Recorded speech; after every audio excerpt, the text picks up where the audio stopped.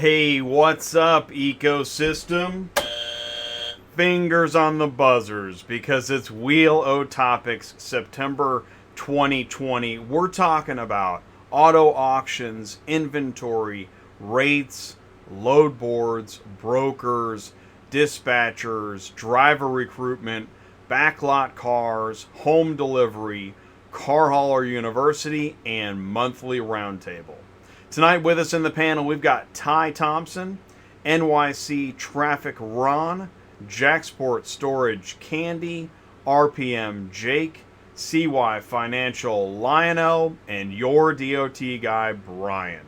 So please join the live chat and chime in because it's Tuesday nights live on Auto Transport Intel. I'm Jay, your host. Welcome back to the show.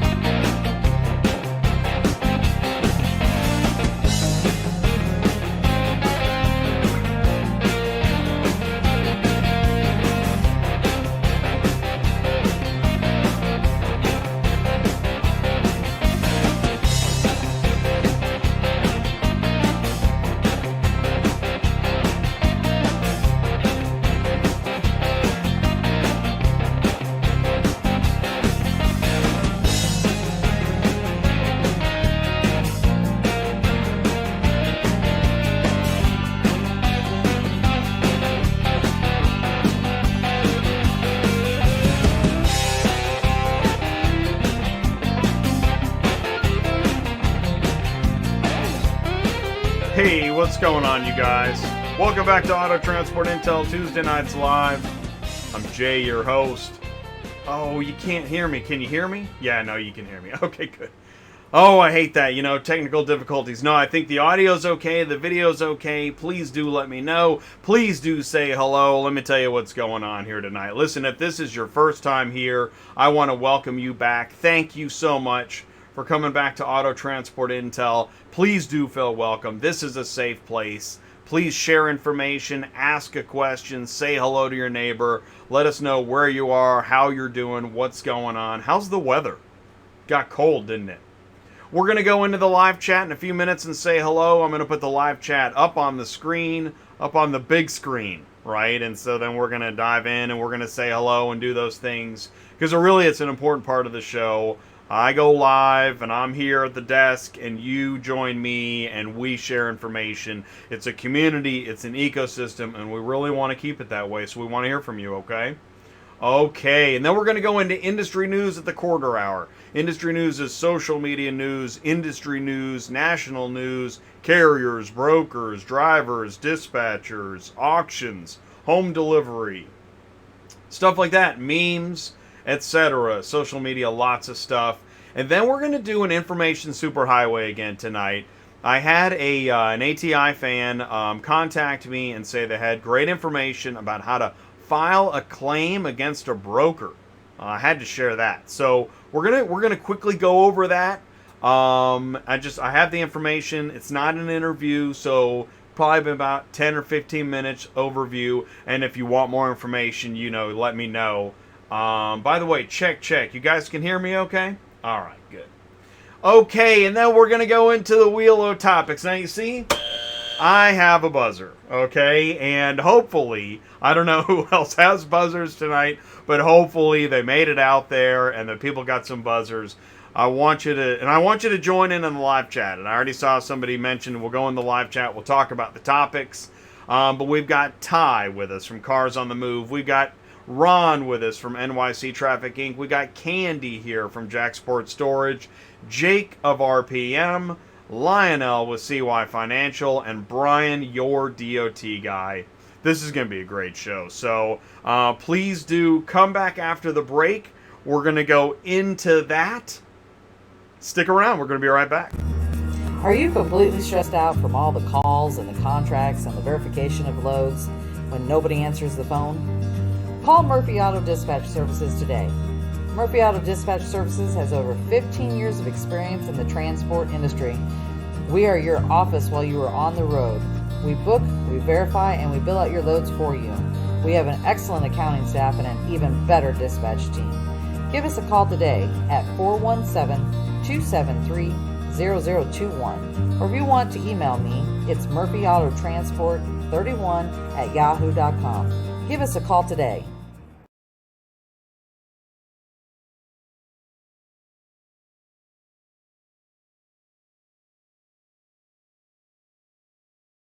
That's right, that's Murphy Auto Transport Services. That's the voice of Sue.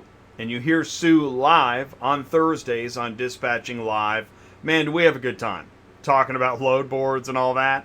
Probably more fun than you're supposed to when you're talking about load boards. But dispatching's crazy. Did you see that? I shared, well, it's in the industry news. We'll get to that. Okay, and there's a link there. Listen, if you have a question about dispatching or brokering, contact Sue. She's a fully licensed broker, and she really wants to help. She wants to make sure you stay profitable. In fact, she shared with me she broke a record, personal record. It was either a 3-car or a 4-car. We'll have to ask her about that. Hopefully, I don't know if she can tune in tonight. A couple of people aren't here, and we're going to miss them. Kimberly's not here tonight. Sue may not be here. Mark was unavailable to do the Wheel of Topics. But I digress. Listen, so please do reach out and live chat your information. In fact, we need to go into the live chat. It's time for Hello Live Chat. See what we're going on here. Okay, now I got to back it up. All right, so stay with me. Bear with me. All right, Ty got in here first, the Car Shipping Business Channel. Muzi at Truckify says, what's up? Waiting on your show. Ahmed Sharaf. Hello, anybody home? What's up, Ahmed? Ty, Muzi. Craig Hinshaw's here. Hey, what's up, everybody? What's going on, Craig? So that audio looks a little low to me. I'm going to turn up the audio just a hair. And if it starts to clip and distort, you'll let me know? All right, cool. All right, yep, I just had to turn it up a little bit. Just had to see those levels popping. Bill Bad Apples is here. Mark, Superflow is here. What's going on, Mark? What's going on, Bill? Lionel Yates is here. Lionel Yates is going to be in the Wheel of Topics. Thanks for tuning in, Lionel, and saying hello. Now, listen. In case I saw Jeff just said, what did I miss? By the way, Ty does coaching. Muzi, mobile app. Mark, Superflow Systems. Lionel does insurance. So if you need something, be sure to ask. Fulcrum Indicate. I want to hear the Are We Clean topic. Fulcrum, I like that topic too. But you know what I try to do? I think some of the topics got repeated. That one didn't make it. Because I try to keep it fresh, but I appreciate it. That's really cool. Thank you so much. Carlos Braxton says, what's up? Hey, what's up from ACB Logistics, and Carlos Braxton is with us.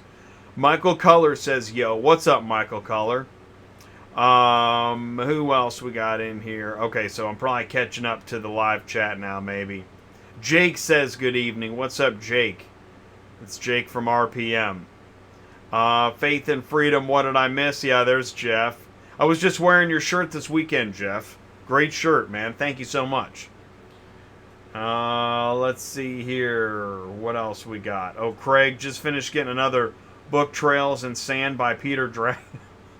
So, kids are going back to school. Speaking of kids going back to school, Ty's got cigars for Jay and Kimberly. Well, it's funny how this works out, Ty, is that Kimberly doesn't actually smoke cigars, so they're all going to be me. It's all going to be mine. Okay, so actually, I was trying to hit them. Now I have 2 buzzers. That's just great. Truckify is in the house with Jay and Ty. What's up, Muzi? That's cool, man. Thanks for saying hello. What we're going to do is, I know I've got a lot. I got a lot of industry news. I'll tell you what, I'll leave the live chat. We're going to do hello live chat for a few more minutes. Checking that audio. Check. By the way, what do you guys want to talk about? I set up the show because I'm sitting here thinking, well, I gotta figure out, I gotta have some kind of game plan. I can't just go live randomly. This isn't the everything show. It's not speculation live. It's Tuesday nights live, and so I got to create a show. So I'm like, all right, so what am I going to do? So I'm working on the show and I'm preparing all day. But I'd love to know, what's on your mind? Do you like talking about hours of service? Do you like talking about equipment? Auctions? Do you want to know more about what's happening with auctions, with digital auctions, with dealers, with load boards and mobile apps? I mean, what's on your mind? Are you irritated by the gate hours? Or is it brokers that are bugging you? Is it dispatchers that you still think are illegal? I'm curious. I'm really curious. And so I go around on these topics, and I made, my ecosystem. You got a buzzer, Jake? That's sweet. So Jake got a buzzer. That's so cool. I think we're going to have a few buzzers tonight. And actually, I'm really happy with it. You can, if you want to do this, you can go to autotransportintel.com. You can go there right now, and there's the spinner. And then, are the load boards slowing down in general? Yes. In general, they are, Gary. That's a good question. Yes. In general, the amount of loads and capacity available on load boards is slowing down. And actually, at the beginning of Dispatching Live, if you tune in on Thursdays at noon, that's kind of how we kick off the show, is we'll look at the capacity on the load boards. Ty puts in there, why did Car Global buy Backlot Cars? Well, now you're talking about speculation live. But I'd say this, and actually I'm gonna bite my tongue, and we're gonna wait, because that is one of our topics tonight on Wheelo Topics, so you aren't gonna want to miss it. Yeah, I think Jake's gonna have some good information. I'm excited about who we've got on the panel tonight. This is going to be a great show. This is new flag on the play button for Dispatching Live on Tuesdays at noon. Well, actually, I still have, if you, Michael Culler would know this. I've been accumulating more props. I now have the detective hat, which I think you're going to see in industry news. We got the penalty flag. I've got red card, yellow card from soccer. I've got Go Fish. So, yeah, we got a bunch of stuff. We're talking about it for sure. Okay, let's do that. I'll tell you what. Let me do this, and then we're going to come back with industry news. Please stick around. I'll see you in a sec. Have you checked out the latest updates from Dispatch Center? We have been busy perfecting workflows and adding new features. Keep an eye out for things such as upgraded messaging, advanced notifications, and self-dispatching. Our messaging center now sends emails and text messages to the admin when a message has been received. These notifications help to ensure a message is never missed. Advanced notifications are simply notifications that are sent out if one of the loads on your route has a price increase. Have you ever wished that you could dispatch a load without waiting for the broker to approve your request? This is now possible. Brokers and dealerships can enable self-dispatch on a carrier's account, allowing the carrier to complete a dispatch without manual approval from the posting company. This is a great time saver if you already have an established and trusting business relationship. Carriers, ask your favorite brokers and dealerships to mark you as self-dispatch today. Lastly, have you noticed related load suggestions when you use our search feature? These suggested loads are vehicles that fit within the route that you've searched and may be a great fit for any additional open spaces or your backhaul. Dispatch Center is constantly being updated and upgraded. Keep an eye out for emails detailing new features and tips. Well, hey, so there I put the link in the live chat. Go to superflowsystems.com. We're going to have more updates from Dispatch Center and Truckify in the coming months. In fact, I've been keeping an eye on, like LinkedIn and Facebook and really anywhere I can, the other magazines and information sources. And there's more updates now than ever. Wow, it's really picked up. So it's really cool. In fact, that means we should go into industry news. Who's ready for some industry news? Let's go ahead and, please, photo program of death. Please let me share thine photos. It's Wheel of Topics, September 2020. That is tonight's show. This is episode 154 in a row on a Tuesday night. I know it's hard to believe. We're coming up on our 3-year Tuesday Nights Live anniversary. So cool. Tonight's topics include Manheim Auto Auction, inventory and rates, load board updates, brokering beef, car buys, Backlot Cars, driver recruitment, home delivery car shipping, Am I a Dispatcher, Car Hauler University, and monthly Roundtable. By the way, Ron, Car Hauler University, that's your topic. You mentioned you had something you wanted to talk about. So, fingers on the buzzers. Okay. Let's try this. Let's bring it in. Okay, so we do know that we have identified the auto transport industry ecosystem. OEMs, carriers, auctions, dealers, shippers, brokers, services, equipment, regulation, and loads. That's what we talk about on Auto Transport Intel, and that's why the truck driver is the least stunned on a roller coaster. You see that? Now, I get the feeling this I'm pretty sure this photo's a tad staged. But anyways. That's the broker. That's the broker. There's the dispatcher. That's the shipper. That's the auction. The dealer. And the DOT. Okay, and there's your truck driver. All right. I like it when we did the Halloween costumes. You know, the way I see it, read this on Facebook, if someone leaves car haul for anything other than another small specialized niche of trucking, they most likely weren't car haulers anyways, but merely guys hauling cars. It's different if you physically have to do something else, but to leave because you aren't making money? Ain't a car hauler most likely. And I'm sure your stack of apps is filled with guys who haul cars. Alright, that's interesting. So that means you're not a real car hauler, but I do haul cars. Okay. Speaking of car haulers that haul cars, but aren't car haulers, Carvana, they have car haulers and guys that haul cars. Carvana is hiring customer advocates across the country. Is that a car hauler? I just want to know. That's not a car hauler. That's a guy that hauls cars. Ah. Gotcha.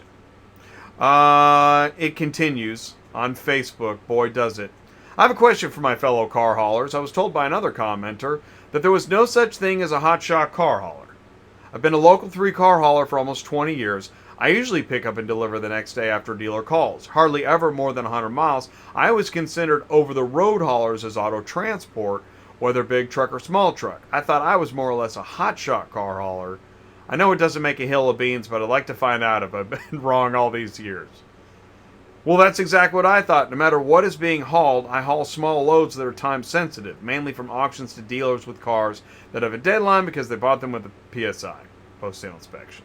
So if I haul time sensitive loads in my tractor and step tech, am I a hotshot? Really? We're going to do this? We're going to just go round and round on what's a car hauler and what's a guy that hauls cars. Okay, I guess.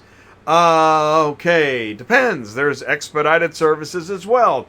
Typically found from brokers and sometimes with 3PL and 4PL. But yes, we take loads in excess of 30K, 40K pounds for some of our customers on our semis that go into some of those industries that need that service and pay a premium for such service. Sometimes it's an electric motor, track motor, whatever, we're a direct carrier. The customer needing such services typically don't have time for a broker to post a load, find a truck, much less hope one will see it at 2 a.m. and get a call. So as stated, depending on how the load sometimes is obtained and customer needs, size of load does not matter. Just means that proper equipment would be needed to haul such load to facilitate the load and service needed.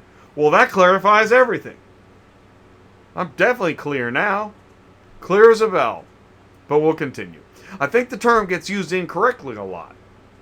Definition of a hotshot as it pertains to our industry is as follows. Hotshot trucking is a type of trucking that carries relatively smaller, time-sensitive loads to accessible locations. Hotshot drivers are essentially the Minutemen of trucking.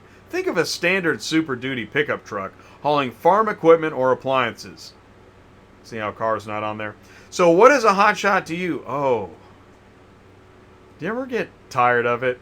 Anyways, on Carvana, they're hiring Class A CDL truck drivers. I think those are car haulers, but we'll have to check with the experts. Okay, here we go. For y'all in 3 car haulers, do you stay under 26K? What setup do you have? So if you're Here you go. We always get this. There are guys that want to stay under 26K, no CDL. Here's your setup. Dodge Ram 3500, no bed with a Kaufman. If you want to be better, just take an Ultra 3 Light, a Take 3 Ultra Light. Yes, Ram 3500 and Take 3 car haulers. Flip of the week? No, I'm kidding. Come on. That's not even funny. Hey, what do y'all spend on a week of fuel? $1,200. Well, there you go. There's your answer. $1,200 a week on fuel. Do you see this? Do you guys see this? Jeff at Faith and Freedom. Thank you, buddy. Hate to troll and roll, Jay, but I got a super early load tomorrow. Loading 2 F450s at 5:30, but they're paying stupid round trip money for 110 miles. Stay awesome, fellas. Thank you, Jeff. You know, that's super cool. Thank you, Jeff, so much. That is awesome. Really appreciate that. And now back to Hotshot Trucking Industry News with Jay. What is that? 11.5. Let's move on, shall we? Here we go. Here's a good time. So I saw this. This is your Facebook. Here's your Facebook advice that you get. Anyone know the deal here? Dave Gill Chevy in Columbus, Ohio. So he posts the photo and points it out and asks what the deal is here. Okay? He's looking for advice, looking for help. Here's what he gets on Facebook. Looks like a dealership with enough room to land an airplane. Yeah. Oh, imagine that. A douchebag from Wedgie Crew is the first to comment. Funny looking wedge, huh? Go make your boss some money. And scene. Well, that was fun.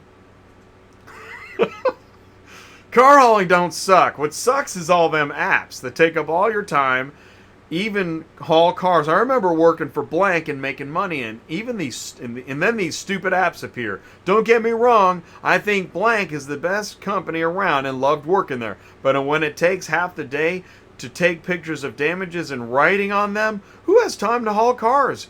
Just do it all again at delivery. So the apps are the problem. It's not the definition of hotshot.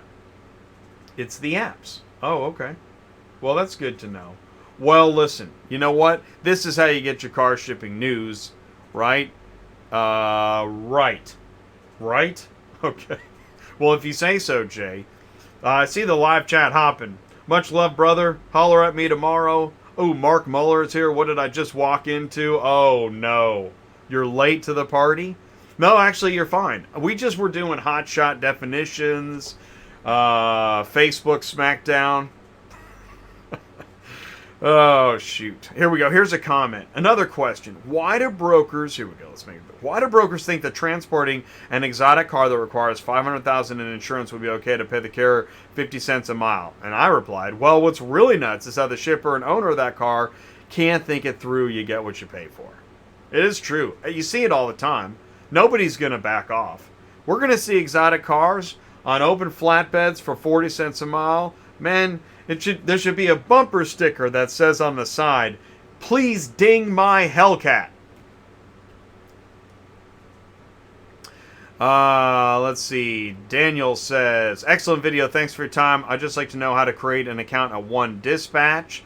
Well, here's your answer. Go to form.jotform.com/2009-755-983-50161. True. That is actually the link. And if you can't get the numbers, go to the comments on Auto Transport Intel and you'll see it. Okay. CVSA Road Checker, send me an email. I'll help you out. Autotransportintel@gmail.com. Hey, what's up, 11 Transport? Thanks for saying hello. Thanks for tuning in. We're just doing industry news. Now, it's funny. Did you know that the road check overlaps with Trucker Appreciation Week? I'm not making that up. That's a true statement. Is that real? Well, thank you. Well, thank you, officer. I sure do appreciate how much you appreciate. Okay. All right. And by the way, if you don't know all the stuff you might need to have handy, here's a helpful list of like 20 plus. No big deal. I mean, you don't have anywhere to go. It's not like you have an ELD breathing down your neck or nothing. Speaking of, hey, now there's something you don't see every day. You're at Walmart. The DOT has their mobile scales out, weighing trucks into the Walmart. Okay. Do they get it? Okay, don't even go there. This is not Alex Jones.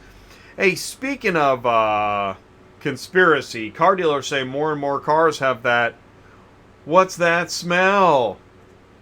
Ooh, that smell. Dun-dun. Okay. Leonard Skinner? Nope. All right. No problem. Breaking news, speaking of, Idaho's House passes to cancel all coronavirus restrictions. Idaho will be the first state to stop this nonsense. Really? Interesting. Stay tuned. Can't you smell that? If you don't schedule time for maintenance, your equipment will schedule it for you. Giving away your truck one bolt at a time. Now this is crazy. I'm sharing this because I saw this today. The unofficial guide to Facebook's law enforcement portal. So stuff you put on Facebook, law enforcement now has a program to go ahead and get access to it faster. Okay, that's cool. Hey, how auto transport apps have simplified car shipping. We were just talking about how great apps are. PVPlive.net. No, seriously. I believe in auto transport apps. But here's a great way to, if you want to build up your leads online, submit articles. And, oh, did you know that A1 Auto Transport car shipping has a new app? So, if they're, yep, no doubt. What is A1 Auto Transport? I hear they're a lead generator, but don't tell anybody. Okay. Hey, we're going to do this in the, okay. See these steps? These are the steps to file on a broker bond. We hear over and over that dispatchers are the problem when really it's illegal brokers posing as dispatchers. Now that's not something you hear very often. I think brokers are pretending to be dispatchers, not the other way around. Huh? It's possible. So anyways, we're going to do that for the, that is the information superhighway. That's going to be cool. Auto Transport Intel live 4 times a week. Tuesday nights live, you're here now. Tomorrow we got the MTC show with Ryan at 2 on autoconversion.net. Don't forget dispatching live on Thursdays at noon and Cars on the Move Fridays at noon. What's the difference? Dispatching live, we look at load boards. Cars on the Move, we do the opposite. We talk about building relationships. So, yeah, they're very different, actually. Totally different. Have you checked out the podcast? You can check out the podcast. Go to autotransportintel.com. Check. How's that audio? It seems to change. Maybe it's okay. You click on the podcast button on the website, autotransportintel.com, which you can go to right now. You can go to autotransportintel.com right now and click on the Wheel of Topics September 2020 and get your own spinner. Your buzzer? That takes a little longer to get. I don't have one of those right for you at the moment, but I'm going to use mine. All you got to do is say, if you post in the live chat, hit the buzzer, I will hit the buzzer. Believe me, I'll do it. Also in industry news, we got the Cars on the Move monthly roundtable. Monday, September 14th at 7 p.m. Oh, that's next Monday night. So that is now that's a Wheel of Topics topic. So we're going to talk about the monthly roundtable. That'll be a good one. Hey, no kidding. It is time, man. I've been waiting all night. So I get to have me a sip of ELD Punch. And while I do that, check this out. Hey, did you know about the Truckify links on Central Dispatch? Central Dispatch is like doing what? No, they probably already know. So if you go in the reference ID, now there are hyperlinks. Copy and paste that into your browser. Book it. Negotiate. Get it while it's hot with Truckify. Access is everything. Hi everybody, this is Bill Zadites inviting you to become a member of CMG Premium. CMG Premium provides you with an upgraded level of knowledge, research, data, analysis, and much more. With VIP content curated from all of our industry verticals, you'll have more access with CMG Premium. Start your 45-day free trial by visiting autoremarketing.com and click on the green tab labeled Members. That's the green tab labeled Members at autoremarketing.com. Have access to more with CMG Premium. That is the voice of Bill Zadites over at Auto Remarketing. That's Cherokee Media Group. Go check out autoremarketing.com. They've got excellent articles such as Car buys Backlot Cars for $425 million. Did you hear this? Do you know what this is? Do you know what Backlot Cars is? You know what Car Global is. Car Global is the parent company of Cars Arrive Load Board and more. We're talking Trade Rev, which is wholesale dealer digital sales. Drive-In with Drivin, which is I think I got a slide for this. Yeah, here, hang on. Drive-In is basically like what's that Cox Automotive product where V-Auto, where it helps you, the software helps the dealer calculate which inventory to buy and sell, what's making the most in that area, etc. Cars on the Web is, I believe, a digital marketplace in Europe. Open Lane is digital simulcast comparable to OVE. So yeah, so here's the Cox line of brands, and when you look at it, and notice that, you know what, of all these brands, you know what brand is not on this list? Central Dispatch. Isn't that funny? Yeah, it's not that funny, Jay. But anyways, it makes sense. I mean, these giant conglomerates, right? They gotta keep up. They gotta stay abreast of the competition. But why Backlot Cars? That's what we want to know, right? Ooh, thank you, Jake. Just wanted to show you support. Appreciate you having me on. Well, thanks, buddy. I appreciate it. Auto Transport Intel appreciates it. Believe me, this channel appreciates your support, your contribution, everything everybody contributes in the live chat, super chat, guys, emails, coaching sessions, roundtables. Thank you guys so much. And by the way, I want to say Ryan is here from Auto Converse. Thanks for tuning in, Ryan. Yeah, no problem, man. It was just hot shot and this and that. Yada yada. Oh no, you know this show, it just goes, man. It just keeps on flowing. It's like a rave. It's not like a rave. Nobody says that. Hey, sellers, you've been upgraded. All vehicles checked in at Manheim, Lakeland now require at least 15 images. Interesting. Which really makes me think of, like, that's very digital auction. Physical auction, digital auction. That's what I'm thinking. Anyways, we'll talk about it. We're going to be talking about Manheim. Oh, here you go. There you go. There's your Manheim. Please practice social distancing. Well, shouldn't be that hard. No, I'm just kidding. Okay, so Automotive Logistics has a supply chain live webinar. You guys do you like webinars as much as I like webinars? Man, I love webinars. And you know what I love more than webinars? Super chats. Ryan at Auto Converse, man, thank you so much. Number one, Ryan has me as his co-host on his show on Wednesdays. That's super cool. Number two, AutoTransportIntel.com is hosted on the AutoConversion.net platform. And number three, Ryan does a great job of managing marketing and administrative technical tools for things like Cars on the Move Roundtable. So go ahead and register. Do me a favor, Ryan. Actually, I'm going to do this. I'm going to go grab the... I'm going to go to AutoTransportIntel.com, and I think we should make the monthly roundtable its own menu option, so it's easy to see. Because right now it's hidden under CTS Business Coaching, and we did that because it made sense originally. But I think maybe we've grown outside of that. So, anyways, there's the link in the live chat. Sign up for Cars on the Move Roundtable. Actually, don't share that link. I think we're full. We got too many people. We don't want anybody else coming in. Okay, so Supply Chain Live on Automotive Logistics. If you want to go to this webinar,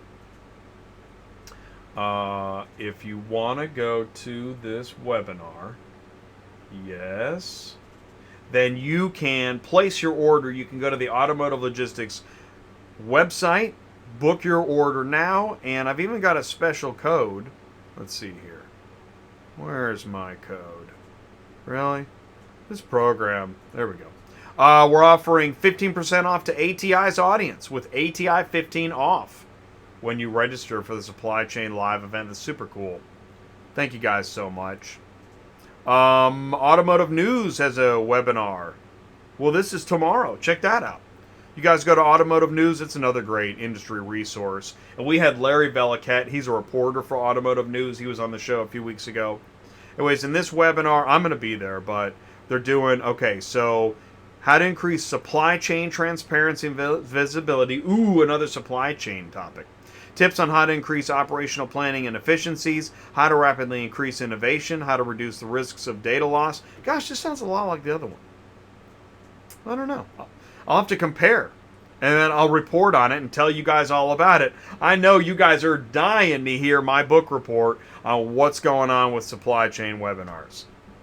I saw Michael Culler posted that either. Michael Culler said, please, Jay, please tell me what's going on with the supply chain conferences.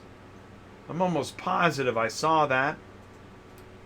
LMR companies, here's a LinkedIn post. Here we grow again after many months of negotiations. We're excited to announce we've just been awarded a new 3-year contract with VW Group of America.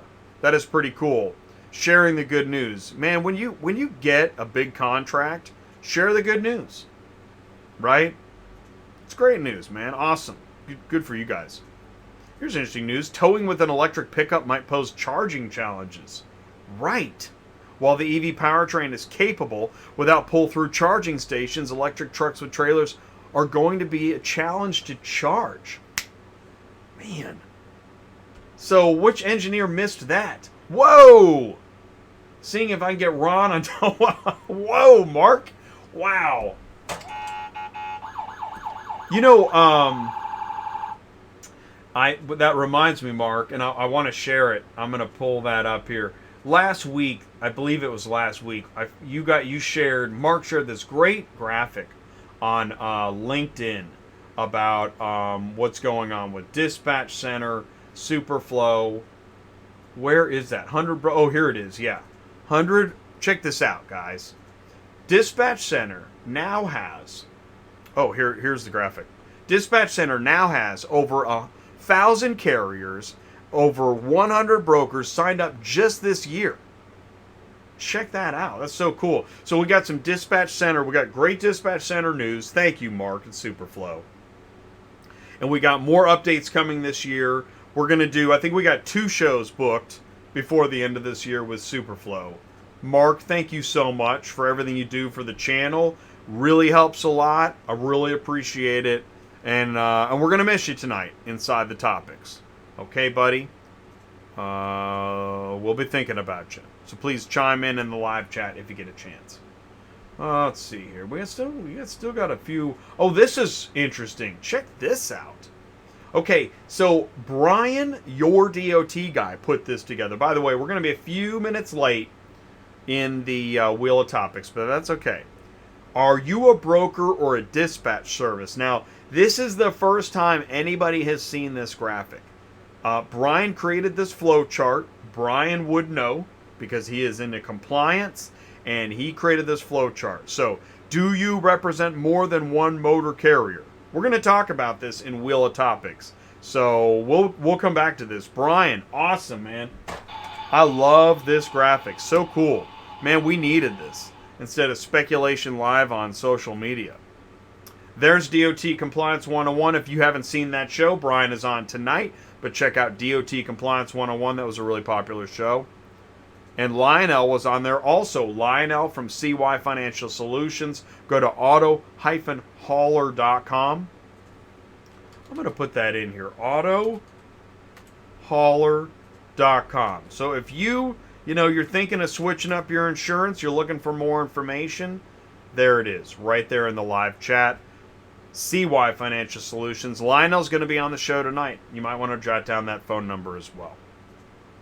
Whether you're watching now or on demand, no problem. If you're watching now, join the live chat. If you're watching on demand, please comment below. And hey, don't forget, I could always use your like. Please leave a like. Thank you so much. I really do appreciate it.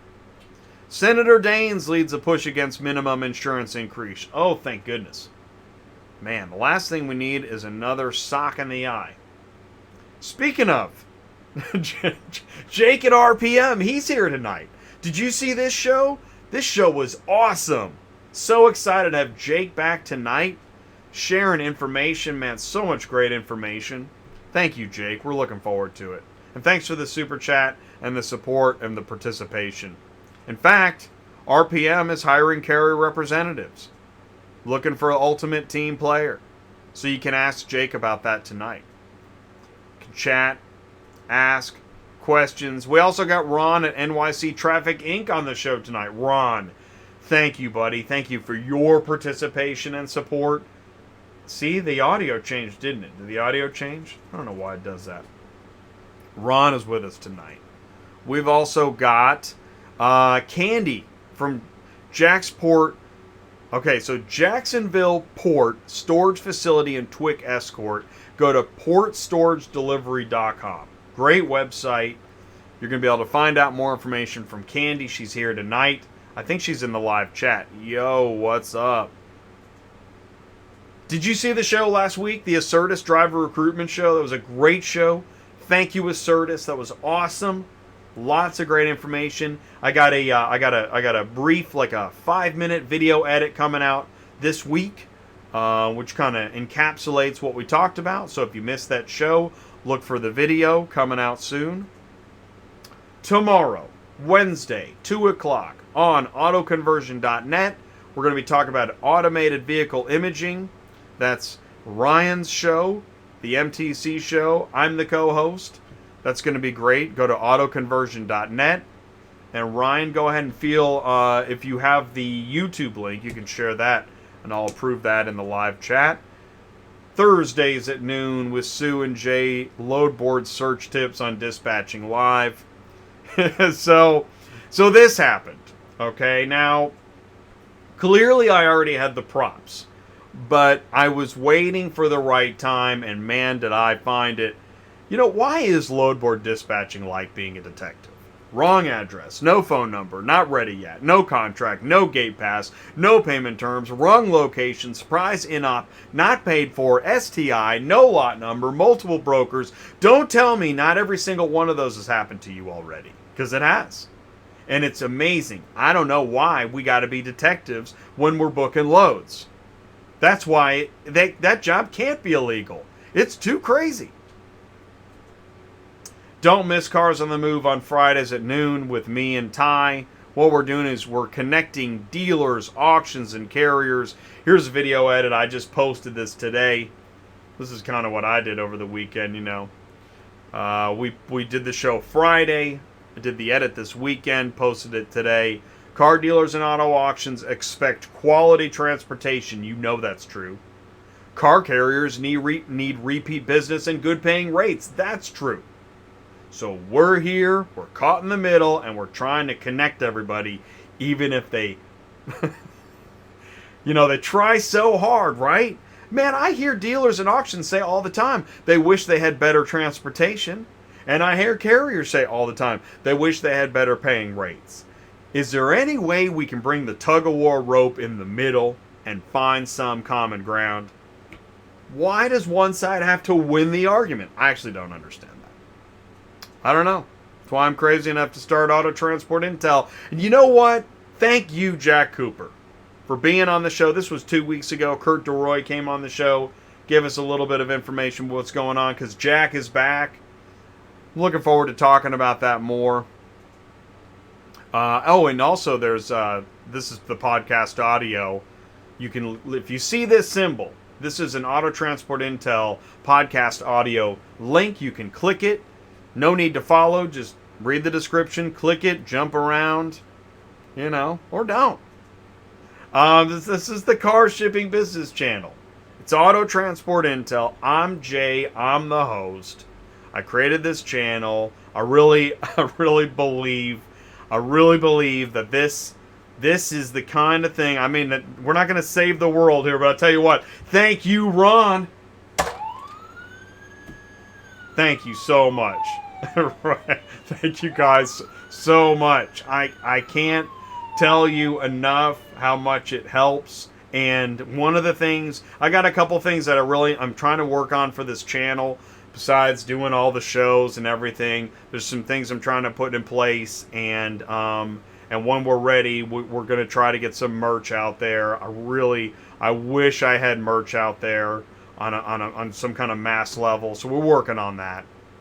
There are so many things going on. Ty can tell you, me and Ty don't even catch up that often. But when we do, man, there's boom, boom, boom, boom, boom. There's so much to talk about. Oh my gosh. So I'll tell you what, here's what we're going to do.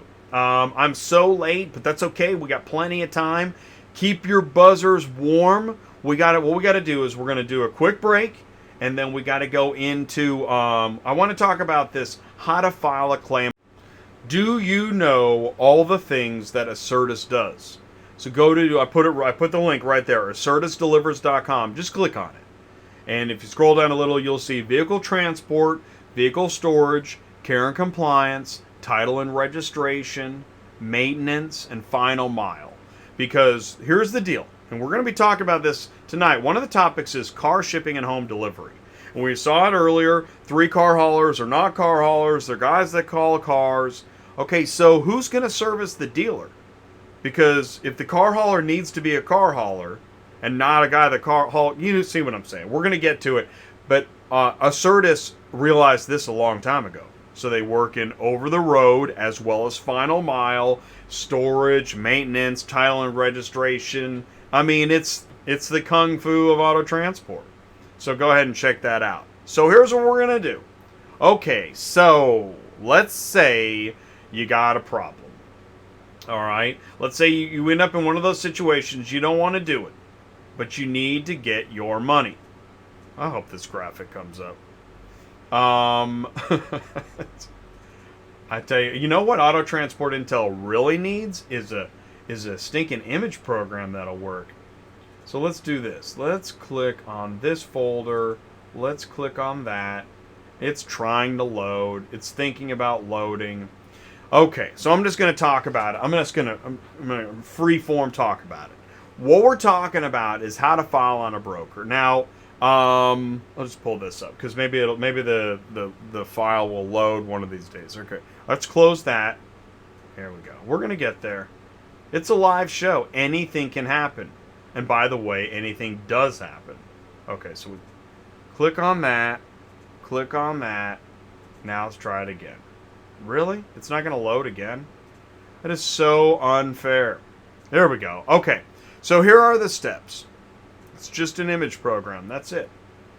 Okay, so let's say that you got your dispatch sheet. Here's the scenario.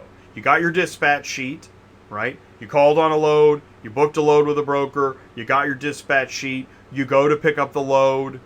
Load's gone.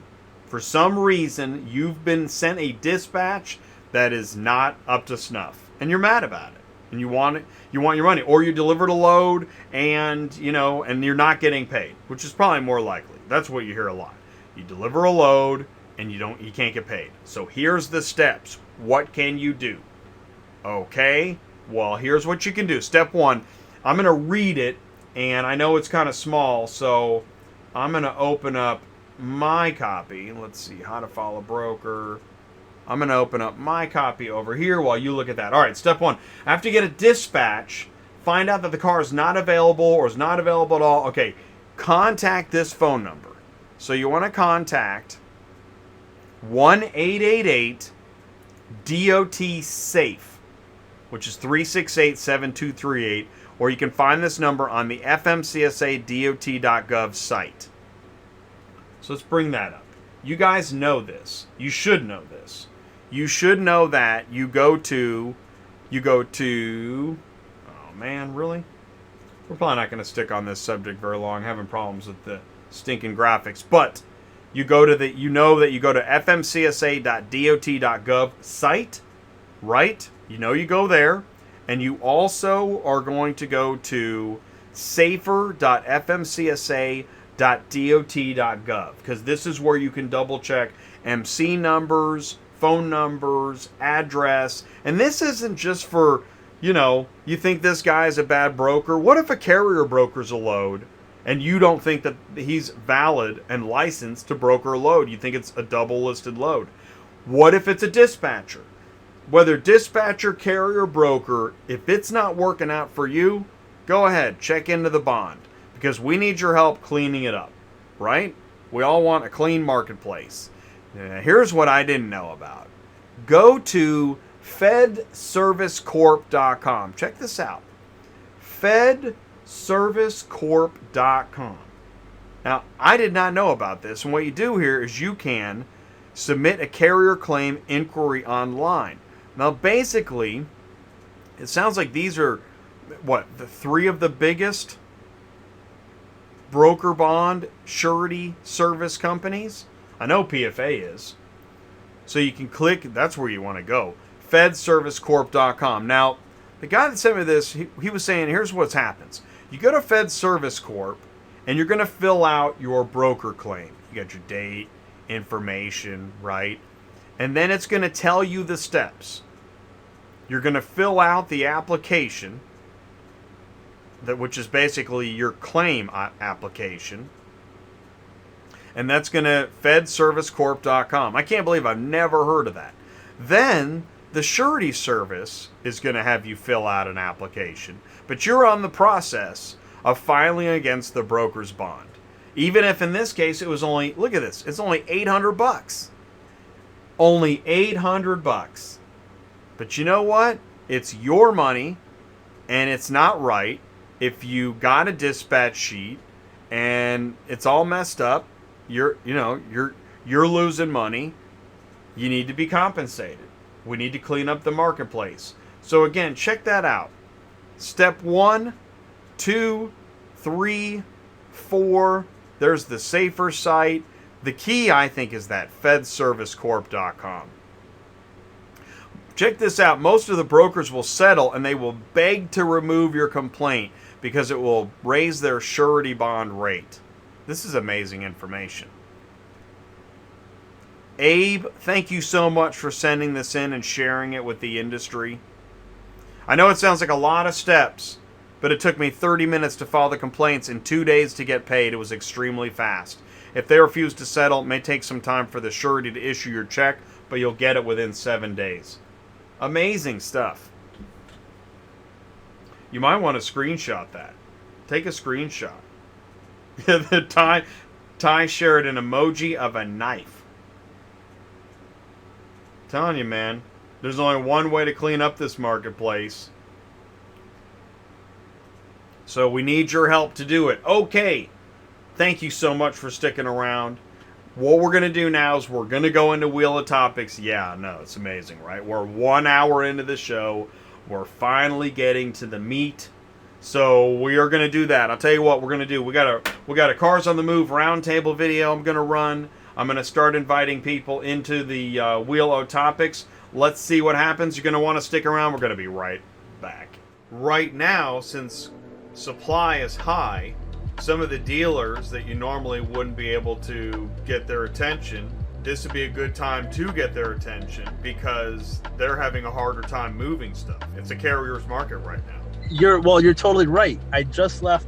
I'm doing a Mercedes trade between like Boulder and Denver right now, and I was talking to this dealer I met before actually, and he said that he's like, California is crazy. He's like, I had to pay $1,000 just to get a sedan out of California.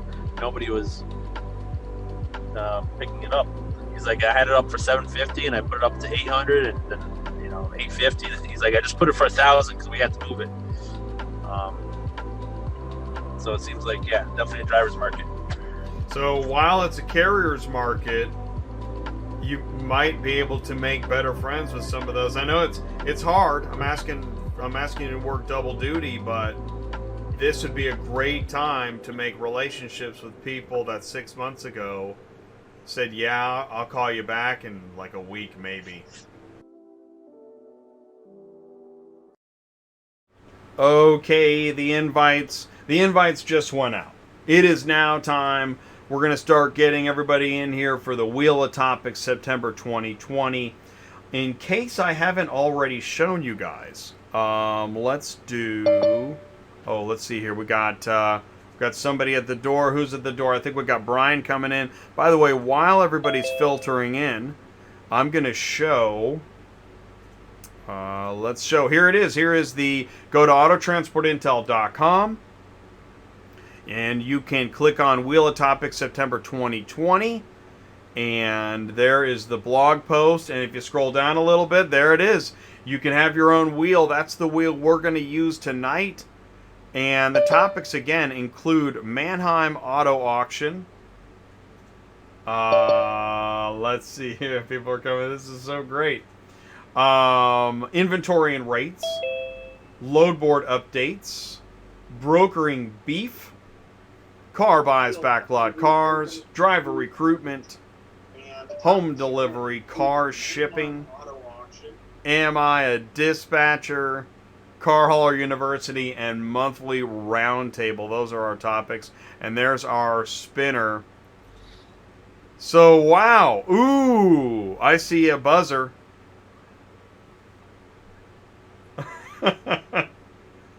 Ty, can you see me and hear me okay? Yeah, I can. Can you see and hear me? Okay, so let me turn up, let's see here. Let me turn up some audio. Give me a mic check, Ty, will ya? Audio, mic check. Yo, Jay, can you hear me? Yo, yo, yo. Yo, yo, yo. Yo, yo. Hey, Ron. Okay, Ron is working on audio. Brian, can you see us and hear us? Yes, I can, Jay. Thank you. Awesome. Brian. All right. How are you doing? Okay. Okay, good. Okay, I'm sorry to interrupt you. Okay, so, hey, do me a favor. Brian, mic check. Ty, mic check. Back and forth. Hey, Brian. Hey, Ty. See me? I can see you. Can you see and hear me? Yeah, can you see my buzzer? I see your buzzer. I don't have a buzzer. That's okay. It took me 2 orders to get mine. Really? Yeah, remember? I told you, did you send me the router? Oh. I got a router instead of a buzzer. Really? That's what that was? Yeah. That's so Kept it funny. and sold it on Marketplace, made some money. That's funny. So they thought they were sending you a buzzer and they sent you a router? That is really funny, man. Well, I'm glad it worked out. I appreciate you getting the buzzer. It looks great. Here, do me a favor. Let's see. Well, once we get, because we have a few more people coming in. Okay, there's Ron. So Ron is back in. Ron is troubleshooting his audio. And that, yeah, exactly. So I've got, here's what I'm going to do. Check this out. I'll tell you what. No, you don't. No, you're fine. Well, unless if you've got a book, yeah, raise it up. That'll. It's easier for you to throw a book. Yeah, you're going to need one more book. One more book, Ty. One more book. Yeah. Driving loyalty. Perfect. That book was made for holding buzzers. That's perfect, buddy. Thank you so much. All right, Ron is... All right, how about that? Hey, that's good. Thanks, man. All right. All right, it was all me. Hey, guys. Nice. Hey, that buzzer in front of Ty looks a little, a little, oh, okay, now I see the X. All right. There you go. You might need one more... Ty, you might need one more book. Actually, I tell you what, I really wanted to kind of get mine positioned here, so you've got the right idea. Don't worry, I got I'm really jealous right now of your buzzer placement. Okay, so yeah, Jake, let me get you another invite. Oh, get your ship together. So let's see. All right, Jake. It's coming in. It's going to the JMC. JMC. Oh, you know what? I have a feeling it went to your other. I have a feeling. I'm actually going to send it to both, just to make sure. I'm good, though, right? You hear me? You're great, man. Perfect. Thank right. you. Mic check. Perfect. 1, 2. JM. Let's see. JM. Yeah, you should have it. At the L. At L. I'm going to send it to both. So we got Jake. Jake's joining us shortly. And then, I don't know if Candy and Lionel are here or not. I'm here. Oh, Lionel's here. Lionel, you're here. I'm here checking in, guys. How's it going? Hey, Lionel. How you doing? How you doing? Good, good. Fantastic. Thank you, Lionel. Thanks for saying hello, tuning in, taking the time. Really appreciate it, buddy. Ooh, No we got problem. Jake in here too. Where's Candy? Is Candy making a show? I haven't seen Candy at all. Hey, I Jake, thought she was in the live chat for a second. And Lionel, I got that right. That auto-hauler.com. I got that right, yeah? Yes, you did, sir. Right on the money. Appreciate that. Absolutely. I think it's interesting that insurance is in the news once again. And it's- Unfortunately. Right? Did you know about that Senator Daines thing? Yeah. I mean, he's fighting to get it back to push back for the smaller guys, man. That's a great thing for sure. It reminds me of the there was that I think it was a Texas senator fighting to stop ELD. So hopefully it doesn't turn out the same as that. Yeah. So, but they've stretched the air mileage out too for local haul, and along with the a little bit more round table to the hours of service. But I'm sure, like I said, I'm gonna leave that open for Brian. I'm sure he's cut that up because I'm really interested in hearing about the 70-30 and 80-20 split on the sleeper berths. Yeah, we can touch on that. No problem, Lionel. Jake, thank you so much, man, for making it. Yeah, no problem. I think your link was just a little delayed to me. It's all right. The end of your invite's in the mail. I've heard that before. It's okay. Your invite's in the mail. Got lost in the mail, you know. Exactly. That's exactly what happened. I knew it. But we do. Yeah, Jake got a buzzer. yeah. Nowhere to put it. I have the same problem. Now, where am I going to put it? Where you can see it. I know, right? Well, we all need like stacks of books, but that's the thing is, this is version 1. We're gonna figure this thing out. I'm positive. And you know what? Actually, I like the contrast of mine versus Ty's. Ty, your buzzer's a lot bigger than mine. Do you have buzzer envy? Buzzer envy. At the moment, sure. Yeah. Do this. I'm excited, man. I actually did some homework today. Wow. That's cool, Wow. man. All right, well, it's 9 o'clock. Everybody's ready. Now, Candy's not here. Oh, here, let's do one thing. We don't want to leave Lionel out. There we go. Lionel is on the phone. Okay, cool. All right. So, anything is game? As far as, we're going to go into a topic. If you're passionate about it. By the way, Ron, your topic, remember how you were talking about then and now? Oh yeah. Okay, I'm couching that into Car Hauler University. All right, yeah, you guide me in. Okay. All right, cool, because I think that's an important topic, and I think it's something that it gets touched upon a lot. Ooh, hey, by the way, check this out. Javier Lopez just joined us in the live chat. What's up, Javier? Don't think I've seen that name in there before, so thank you so much for tuning in, dude. Live chat, let us know. You're just in time for Wheel of Topics, September 2020. All right, so here we go. So let me move some stuff off the screen. Let's go to the spinner. Okay. You guys are ready?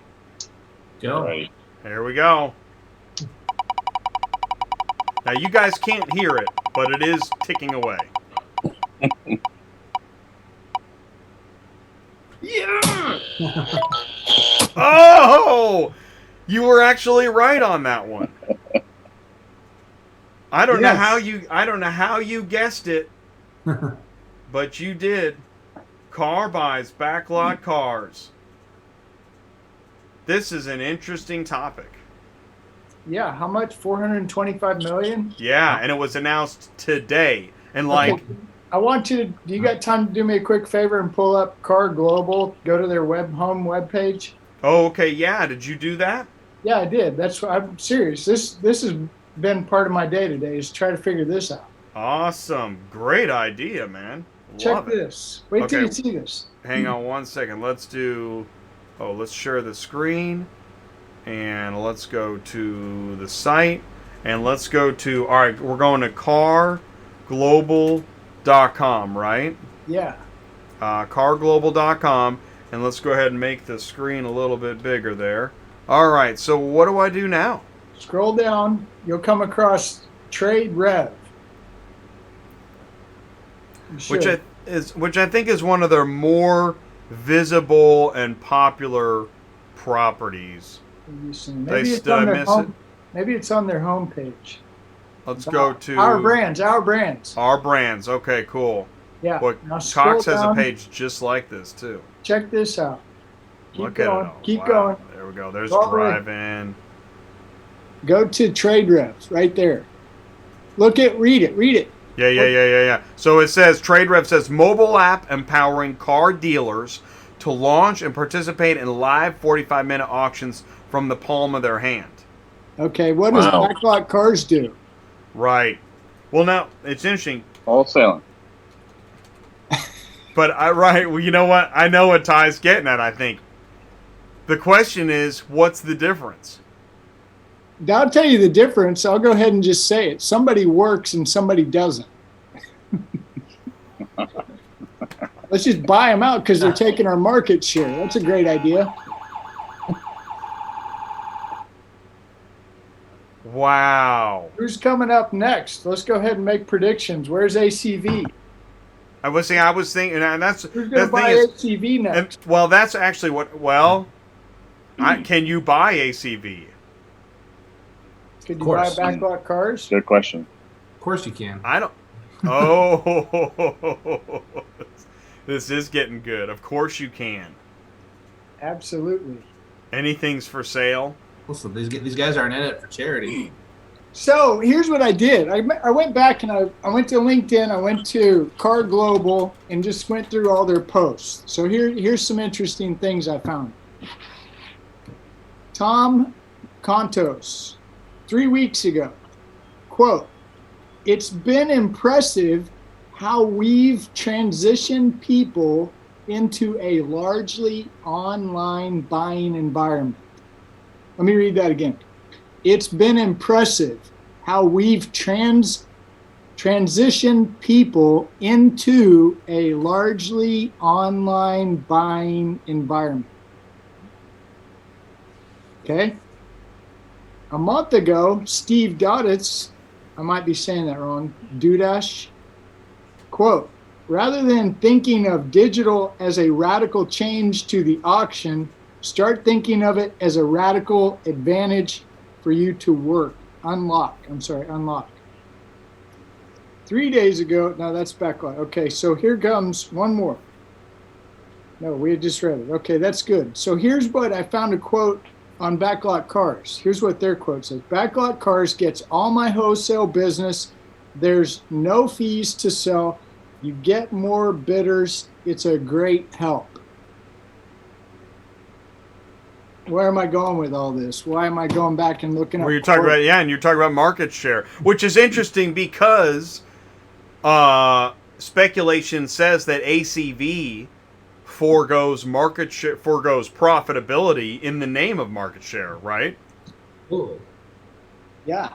But so go back. Okay, so let's just for a second slow down and go with this. Okay, what do we got? We got a shortage of inventory, used car inventory shortage, right? Mm-hmm. Auctions, Manheim and Odessa. It's hard to get into in a Manheim and Odessa. You've got one choice pretty much. You might be able to go to the sale, but really your number one choice is just buy online because we've done a good job convincing you that's the only way to buy cars. Maybe. So now what I'm going is okay, we're working on eliminate ACV, Backlot Cars, Car Offer, a lot of these guys, Trade Rev, Manheim has one. They've been working on this. This didn't just start when COVID started, right? Right. So I'm a huge fan of auctions and I'm a huge fan of everybody goes to the auction. So whatever the latest topic is today, Backlot Cars was purchased by Car Global. That's great. Guess where I'm going? I'm going to the physical auction that opens the doors. That's where I'm going. Yeah.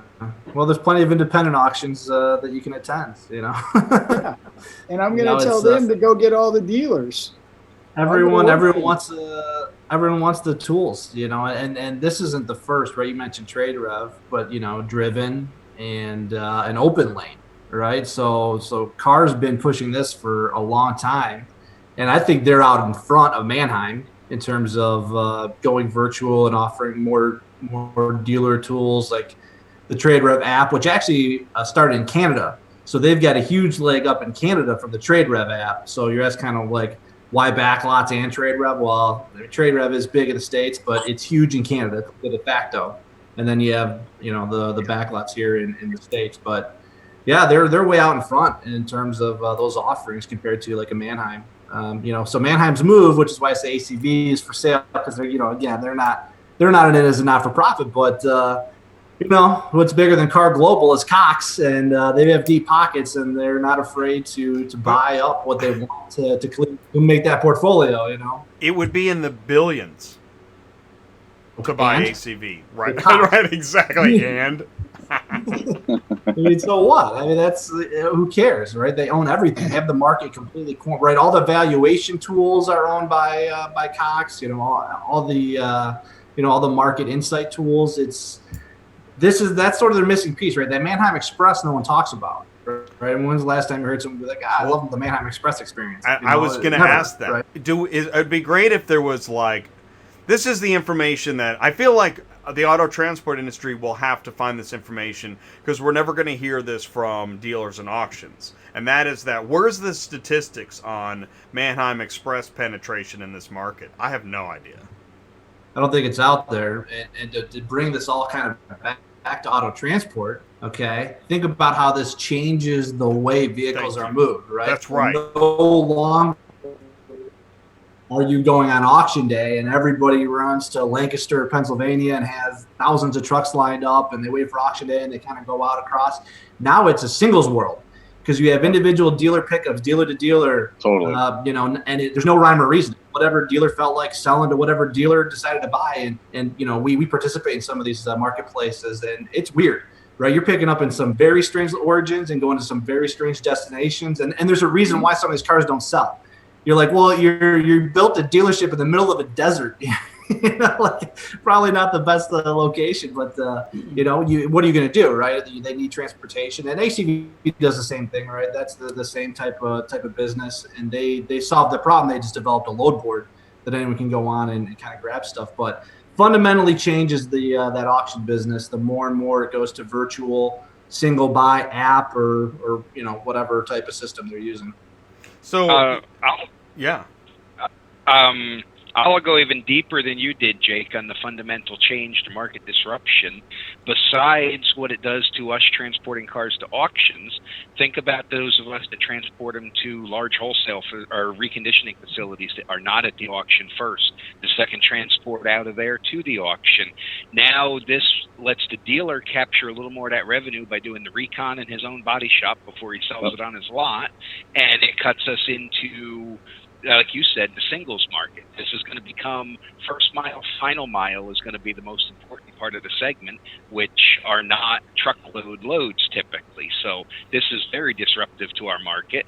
And I can understand from Car and Odessa's point of view, or Car and Manheim's point of view, think about it. If they can stop having 50 and 100 acre facilities to run auctions, and they can run it in a server warehouse somewhere, it is absolutely a cash cow for them. Totally. That's what Ty was saying totally. too. That's what Ty's afraid of. Well, I think Yeah. I think all this consolidation is indicative of the market itself right now from the way things are happening. Like Ty was saying, with with COVID-19, COVID-19 just accelerated everything. It's just making people get to the end point a lot quicker. Oh, absolutely. And it's changed even the way the dealers fundamentally do their retail sales. The North American market has always been different with the brick and mortar store that we go to buy a car. You go to Europe and they have trade platers that you buy your cars. They're shipped out of a large warehouse with a local driver, drives it right to your house, does the paperwork, takes your trade back.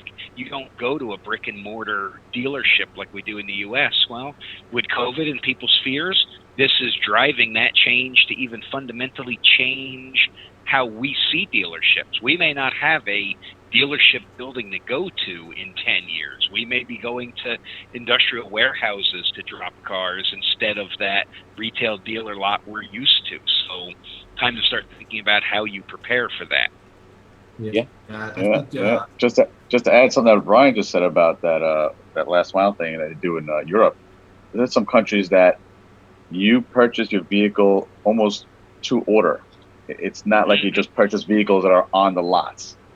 It's what we do here is in the States is different than I gotta say most of the other world as far as purchasing a new vehicle. You literally purchase a car how you want it, what color, this, that, not what's just on their lot like we sell here in the States. And that I have a feeling is going to happen. It has to happen over here, especially now that we've been pushed so forward because of COVID in this direction that let's just see what, if it works over there, it might work over here. Well, and that's number one. That's pretty similar to what Carvana does. And number two is that, we're used to buying whatever we want online rather than just what's on the shelves. Yeah, I agree with you. It's interesting how much pushback there is to something like Carvana, and yet there's something about it that just reflects the other ways we shop. It's the future of car buying as our generation ages out. The next generation doesn't have a love affair with automobiles like we do. Yeah. It's a tool to them. They see it, they read their reviews, they go with their peer reviews, they talk to their buddies, and they buy what they want to buy. So we have to think 10, 15 years, 5 years down the road how we're going to respond to what the market has become. Well, and in many ways, like subscription, what may be happening is people just don't want to spend as much of their life thinking about cars. Mm-hmm. Not that there's not a love of cars, but that I got other things to do than spend my whole day thinking about a car again all day. Well, I was just reading an article on one of the biggest complaints when it comes to dealerships is getting into that financial office at the end of kind of the initial negotiations about how long it takes. Some people are in that office for an hour and a half to finally close a deal when it comes to all the financials and all that stuff. They're saying that lately, or however few dealers are still doing that, is literally closing the doors even more because now people can just kind of go online and sniff there and see if it's a lot easier instead of dealing with dealerships and finally hitting that final office with the financials and the insurance and all that. So Isn't there like some saying? Isn't there like a popular saying about that? Like the sales guys like sells the car, the finance office makes the money or something like that. Right, like, right. Well, that's where all the money is. That's where all the money is for a dealership. That financial office, that office where they put all the add-ons. That's really where their big money is when it comes to the car, sales of the car. Last time I bought a car, I had to sign 10 things that said I didn't want it. Wheel and tire, center warranty, the rain act. You know what I mean? Like, just kidding. Like, no, I don't want it. Like, no, you have to sign it and say that I offered it. Like, they have to prove that you tried. But Ty's gonna like this one before you spin your wheel again here, because we're kind of touching on a little bit with kind of the way auctions are changing. I bet you're gonna see a fundamental change with going up channel on vehicles in the remarketing world as we go further and further, and you can see it with companies like Car Lots. I think you're going to see that more and more with remarketers going direct to more of these outlets where it's sort of this retail remarketing type look, where cars are going to be sold virtually before they're even available. Like as they're coming off lease, they're going to be available for people to purchase.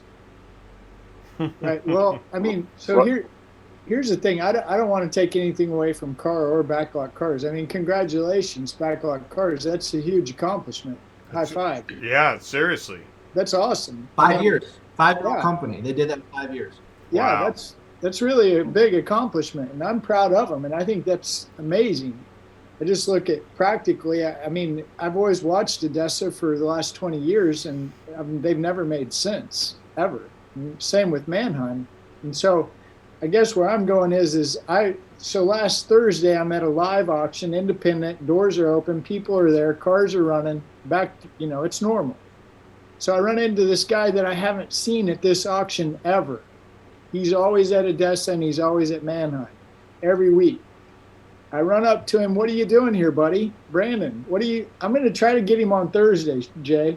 Remember we're supposed to do the live show? I'm going to try to get him. I told him I want him on. So awesome. Point is wholesale is a really big piece of the puzzle. So we're taking the wholesaler out, right? Mm-hmm. Right. That's what we're doing. We're taking the wholesaler out. So I'm talking to Brandon. I'm like, Brandon, I know Brandon. I've known him for 15 years. He buys cars, takes them to his shop, cleans them up. He's got his own truck and trailer, a high mount, 7-car Cottrell with a really beautiful Peterbilt 389. I mean, just gorgeous. All he does is wholesale. Picks up cars, buys them at auctions, takes them home, cleans them up, brings them back to the auction. He's a small dude. Why is he at the auction where everybody's there? Because he's the kind of guy that people have to see the cars. I don't know why, but that's what it is. That's his business. Then we think about AU, First Choice or whatever, wholesaler, number one wholesale guy at this independent auction. We don't want you here anymore. What are you going to do? You just wipe the wholesaler out, right? And I mean, it's business and things are changing, but what's the traditional wholesaler going to do now? Become a retailer? Yeah. I don't know. I'm curious. Well, and right there with it is that 9-car hauler going to be which 9-car hauler is going to start looking at wedge trailers? Yeah, they're going to go. Well, that'll be They're a done. shock to the system. Whoa. Well, if you look at Manheim's dealer board, there's a section at the bottom. I wish I could remember the date on it, where they're promoting the dealers that will sell right from your lot through Manheim's platform. Okay, so you're avoiding the middleman right there, because usually the wholesaler would come to the dealers, take these wholesale cars, some lease returns, and then clean them up, then drive them to the auction. But now Manheim is promoting, look, we have this for you. We can make you money right out of your lot instead of going through, a middleman. And it's right there on their website. So I can't see how that's not going to get bigger and bigger, especially if you're avoiding transport. We'll be avoiding that. Well, maybe not, but it's right there. It's going to grab on. Right now, you're looking for channels to try to move stuff. But for the wholesalers, I think they're getting squeezed out. I know 2 guys here on the island who do that for a living, just wholesaling, and they're having trouble finding cars to wholesale. For sure. Mm-hmm. Yeah, exactly. It's no different than the buyer agents that used to go to the auction in person to buy before you could simulcast or live stream. There's going to be a major change in who buys the vehicles for everybody. It sucks, but it is the way that it's going. Well, the other thing too I noticed was that quote I read from Backlot Cars website homepage. It says no fees to buy. Yeah, no fees. And the other thing too is that they're promoting is that if you use their floater board, like dealerships are floated money for X amount of time. If you use their Manheim's transport company, Be Ready, the floater board doesn't start until the car gets delivered to their lot. So instead of it starting from the day you purchase, now let's say the car usually on average takes about 5 days to get to a dealership. Now that clock for them to hold on to that money to keep for that floater board to start doesn't start until that car gets to your dealership, not to when you purchase that car through the sale. So Right. that's another incentive for the dealers to use that. But then when Odessa car buys it, do you think they're going to leave it the same? Just asking. For now, they will. Yeah. For now, they will till they capture as much of the market share as they want. Yep. It'll be really interesting to see what the Manheim response is, and when it happens, we need to go live immediately with our buzzers. And one more thing, if I can add on to this whole thing, one more thing though that I'm noticing is that because some of these cars are going now from dealer to dealer, they're not going through the auction. I kid you not, this week alone, I've had 3 dealerships say to me, hey, this car is not the same as it was advertised or inspected by the dealership. I think right now, something that's getting lost in the mix is that now, since it's not going through Manheim and they're not being detailed and prepped or going through a prep place, they're getting it direct and missing that that part of it, and whatever the dealer's saying, again, I can see how the dealers, especially the salesmen, they don't want to deal with this, so they're probably rushing through it and not, making sure everything's nice and clean. And 3 times this week alone, and I remember it started about 2 weeks ago when I started getting kind of complaints. Luckily, of course, we have condition reports and everything we deliver. But this week alone, 3 dealers like, hey, every time I get something directly, it's not the same as it was advertised. I'm like, I know, you're not the only one who says that to me. So it not going through the auction, I'm sure Manheim's going to correct it. I'm sure they'll probably eventually get to it. But if it's not, that's an area right now that dealers are like, oh, man, I'm not liking this. Yeah, well, what Manheim does is they've got an extra 15 digital images that they'll give you for free today, but I wonder how much they're going to charge you later. Do you see that, Jay? So I did it. You sent that to me. I shared it in industry news. We're talking. So Manheim Lakeland shared, that they're. It's interesting how I agree with you. I want to know where the catch is, but I know at the same time what they're trying to do is say that there's better information about the car being sold digitally, and so that's one of the benefits of you going online and not seeing the car. It's part of the digital benefit. But I agree, it makes you wonder if there's a catch. A lot of them back it up. Like the car offer backs it up. If it's not what they say, they cancel the deal.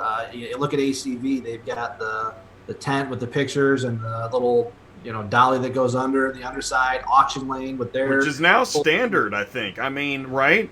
Yeah. When undercarriage first came out, I was like, well, why? Who needs to see underneath the car? Yeah, I think everybody does it now. And also the sound of the engine is like these are all standard things.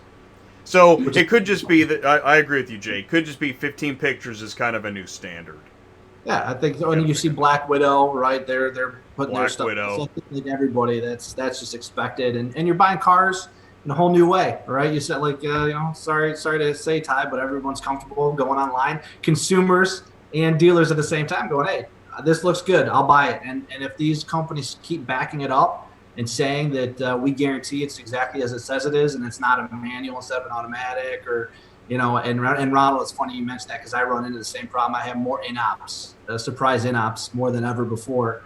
It's sitting on the lot for 90 days, 100 days, and finally, hawked it on an app or whatever, and you get there and it's like, what do you want us to do? And they're, the seller's like, just use a jump box or whatever it is, and but we run more and more into that than ever before. Usually, like you said, it's always as advertised, but this, there's a few more surprises than we usually get. Yeah. Well, and with those dealer surprises, like you mentioned, Ron, I would think this is another area where ACV could say, well, we're doing a great job because we have our VCIs go to the dealerships and either they just do it or walk you through it, but they make sure your quality control is high before that car goes out.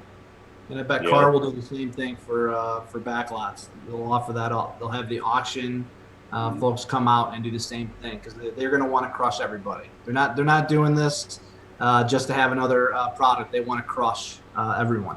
But how expensive is it to keep up that standard? What's it matter?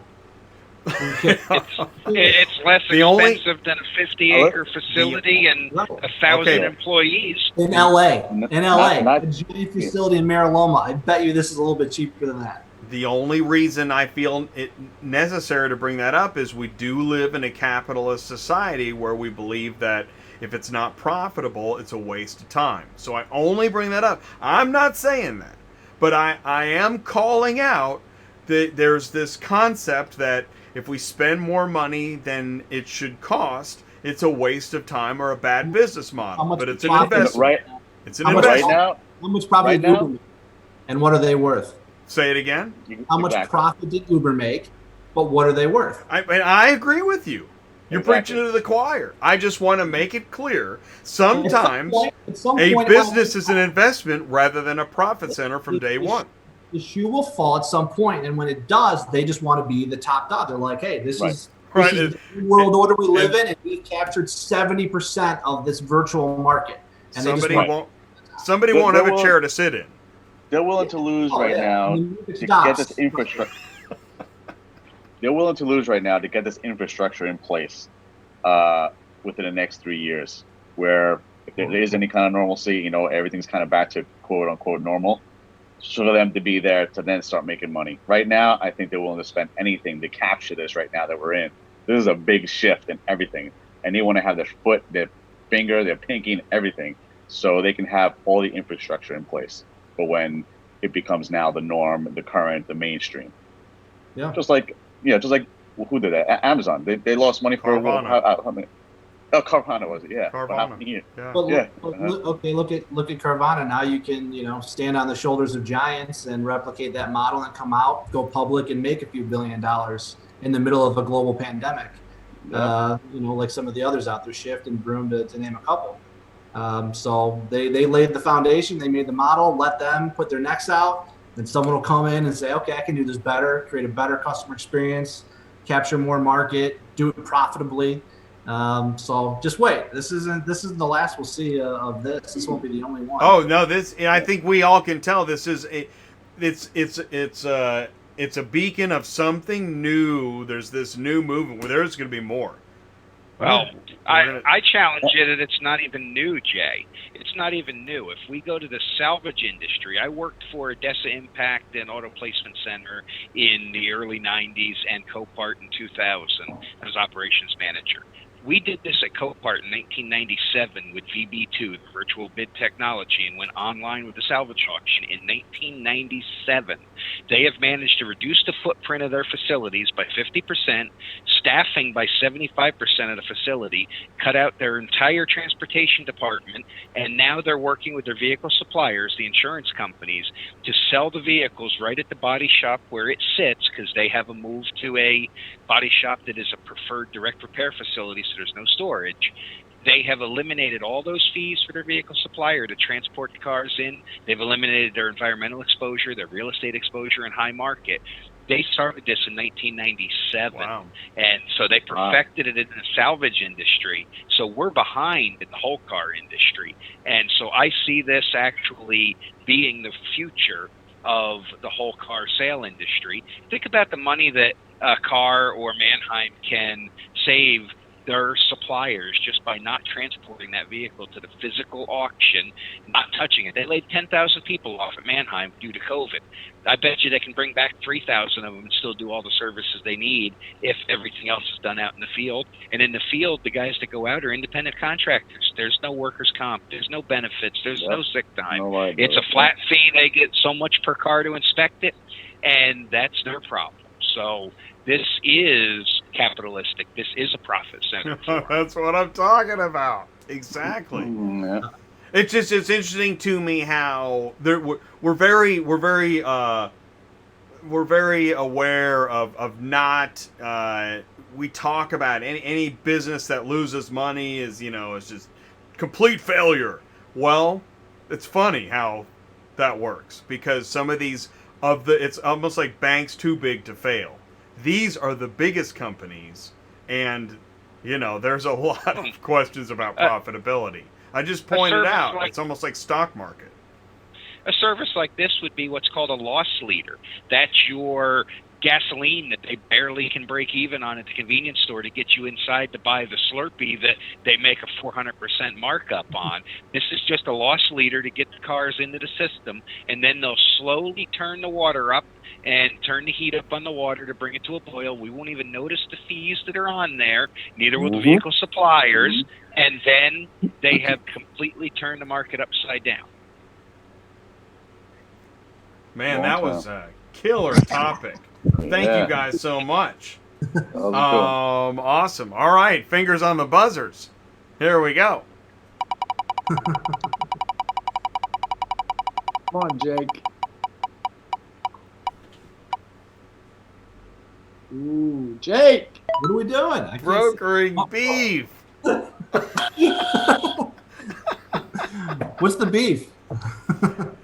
Well, so, all right, brokering beef. There is so much consternation about it's the broker, it's the shipper.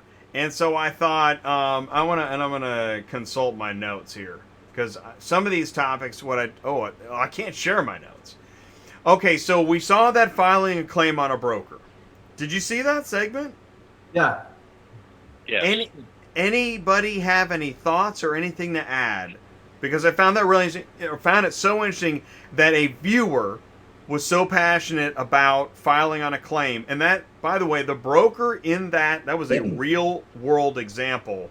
The broker in that claim is a well-known broker. And I had to fuzz it out because everybody would have dogpiled on. But, man, people get really upset when the broker is to blame, or even it's suspicion that they tried to screw somebody. You know, that's why I point at brokering. I mean, this is a huge topic. In fact, it's such a problem that people now think dispatchers are illegal and that they're the problem. Yeah. And in fact, you know what we see on Dispatching Live on Thursdays? Sue points out carriers that are illegally brokering all the time. All the time. Yeah, all the time. All the time. And nobody talks about it. Yeah, we tried fighting that fight for a long time and then found out just how prolific it was. Well, you know, we were talking to our customers and be like, they don't have broker authority. Like, they can't legally broker, you know, but it's just this normal accepted thing. And it's hard from our standpoint to prevent double brokering oftentimes, right? So you have to stay really on top of everybody, get driver name, number, info, and be really diligent to help double broker. But I'll touch on your bond for a little while for the people that want the inside. You know, so number one, before you file, did you make sure you talk to the broker and get the right? They probably want to pay you. You know, you go through a lot of paper. You saw that form; it's a pain in the ass. And I've gotten these these filings before because you know we work with like a surety bond company, and they're essentially we pay them to handle this. So they reach out to me with all the claims, and they're like, hey, can you you give us some insight? You know, normally it's our rate con plus that form you filled out, maybe a BOL or condition report or whatever. And they'll ask, hey, is this legit? Did you not pay this? Like, is there some backstory? And we're allowed to provide some levity and some color to the situation. Like, no, we're denying this. You know, they provided, there was damage, there was all these issues. Like we have like all that documented. So you kind of have a chance to defend yourself. Or the other half is, this is the first time hearing of it. What the hell happened? And we never even got the invoice, or maybe it was just a mistake. And we're like, yeah, here, cut them a check. No, no big deal. It's done and over with. So for anybody that gets like upset, I invoiced and then maybe you called and that employee's not there anymore or whatever it is. Make sure you reach out and have a conversation. Hey, I have this paperwork. I have the signed BOL. Like, I'm good. You owe me money. Pay me. Now there are small guys, if they go out of business or they're sketchy or don't intend to pay you, then file and you'll get paid on it. That's what the surety bond's there for. But if you're just upset with like a big broker and you're like, I'm going to get them, it's more work for the carrier than it is for me. I wish they would have just let me know and I would have took care of it right away, because I don't want to have to pay out on my bond. That's annoying and unnecessary. And I'm usually not going to get in a big enough fight for that to even matter. So try and hash it out first. If it's serious and the brokers are being obstinate, and then do what you have to do. But just try and work it out first, because the broker does get a chance to basically fight it with the surety bond company and prove that you did something wrong and that's why they're not paying you. I'll second what you're saying there, Jake. Always go to the broker first, try to work it out amicably, and make sure you understand what is in your broker-carrier agreement, that you actually have the right to the claim you're making, because you can't just file on a bond. It was brought up when you covered this topic earlier, Jay. It was brought up, they called me and then the car wasn't ready, and so I want to file because I showed up. Well, you can't do it, Tanu, a truck ordered not used, unless it's in your broker-carrier agreement. You can't just file a false claim on his bond. That's not fair, and it's just wasting everybody's time, and you'll find yourself out of work really fast. Believe me, there isn't a blacklist, but you'll find yourself blacklisted really fast when you do crap like that. Yeah. It's interesting. Only in a few rare instances would I think showing up and the car's not there or not ready would deserve a claim. There's probably scenarios, as there is for everything, but it is well documented on Facebook that there's a definite war between carriers and brokers, and then I guess dispatchers are at another end of that triangle. I don't know, what are we supposed to do? Just talk about this on a regular basis? And is there any way to... Are brokers the problem? Are carriers the problem? Are dispatchers the problem? Are there just too many? What is the problem? Yes is the answer to all 4 questions, because if we can't all be straight and honest people, then there are a problem. Brokers are our sales agent if we don't have our own sales force. Right. So we need brokers. They're a necessary part of the business. You just got defriended by several people on Facebook. That's fine. I'm a big boy. I can take it. I've made this argument before. Exactly. We have to talk about this because it can't just be, one group is bad. Everybody's got the worst days. That's reality, right? And those are going to be the loudest people jumping up and down is if they feel that they got burned or scorned or insulted or their principles are violated. And, then, probably somebody did screw you. And they did the wrong thing, and you got to fight, and you're going to be the first to jump on there because it's an echo chamber, right? You feel validated. You go on Facebook and rip somebody, and you got plenty of people, making you feel good. You're like, I was in the right. I knew it, and that's okay. I understand that, the things don't always go the way everyone intends, and, you can't take anything personal. And smart carriers, all the same, right? They move on. But there's a reason why, in the driver world, turnover is 380%. Because drivers get pissed and they're like, screw this, I'm out. I go next door and I get a job, and then I'm good until 3 months goes by and I get pissed off again and I leave and I find another job and rinse repeat. And you know what? In my days as a carrier, it wasn't all peaches and cream or roses having my own direct customers. We had 97% of our work came from direct customers and 3% was broker or one-off somewhere. And it wasn't all peaches and cream having just our direct customers either. It's not always the broker that is at fault. It's not always the shipper that's at fault. It's not always the receiver. Sometimes it just happens. We get bad customers. You got to fire your customer and move on. Don't like dealing with that broker? Don't deal with them again. Right, it's the app.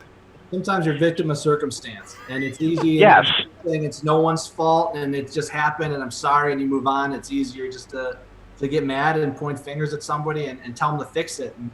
And whether it's me mad at the carrier for something that happened, or a driver, or them mad at me, sometimes there's no making it right. And sorry, we're all victims, and hopefully you can amicably move on and get to the next load, because there's plenty of freight out there for everybody. Let's move on to the next thing and another transaction and continue the relationship. We don't have enough capacity in this market to turn off carriers and burn carriers and treat people poorly. And this world is tiny. And so there's not enough, even the other way, from carriers and drivers that want to, burn brokers and say things and broker.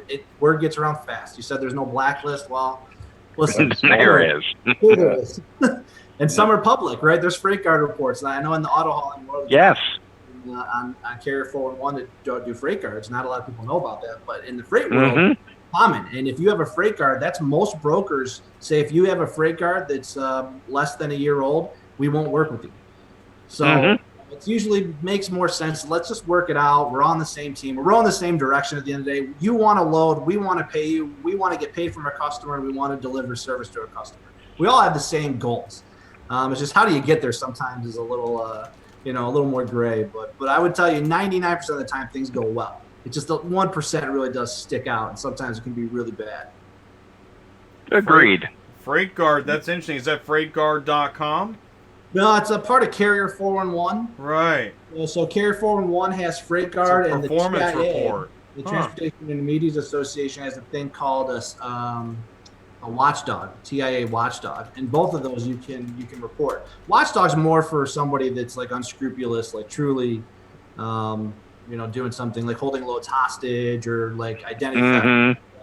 Freight Guard's supposed to be, but it definitely gets a little more out there, a little looser. But once you have one, it's hard to get rid of, and you can respond to them, and then you see big fights where it's just people going back and forth on a Freight Guard. But if you have one, brokers immediately probably just say, no, I won't use you. And who wants to go through like proving that they were in the right and all that stuff. So it's best just try and end, even if it's a bad deal, end it on a handshake and agree not to work together again, or just let's get through this load and on to the next one if you can, right? And that's the way I look at it, is try and be cool to everybody in this industry is the general rule, because it's tiny and everyone knows everybody. And I think that's a good way to live, is having a good reputation in this business. Well, and I think that's one of the things I think that we're doing here. We're breaking this mold. We're actually, Ty, did you know that we bring brokers on this show and we talk to them? That's crazy. Yeah, I talked to a broker today that came in through your show. I thought of Jake, actually. I thought, wow, we need to get Jake in this program. Jake, you are literally right now. There's a broker somewhere going, you mean we could talk to carriers live on the internet? Here's the proof. Proof's in the pudding. The proof is in the pudding. Good job, Jake. Yeah. Man, thank you so much, man. Well, I want to interrupt real quick before we go to the next one. The broker beef. I'm sitting here listening to Brian and Jake, and as a carrier guy, I've had a broker's license carrier also, but what Jake and Brian are saying is absolute truth. So, and it's biblical truth too. Go talk to somebody before you go to court. I mean, it's pretty basic 101, right? And it's funny, I get these calls all the time. Somebody's ready to go throw down and sue and attorneys, and I'm like, have you talked to the guy? So you guys are right. Good call. Thank you. Amen. Good follow-up. It's a litigious industry. Don't perpetuate it. Wow. Exactly. Nice. Everything Give us something else. Give us something else. It's There getting we late go. here in the East Coast. All right, fingers on your buzzers. I know we probably won't get through them all, but we're going to do our best. And if you got to go at any time, We're staying up late for you. yes.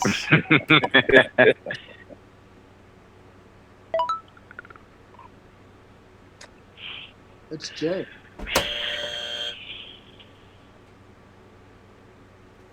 So I got this crazy notion that home delivery is actually part of car shipping.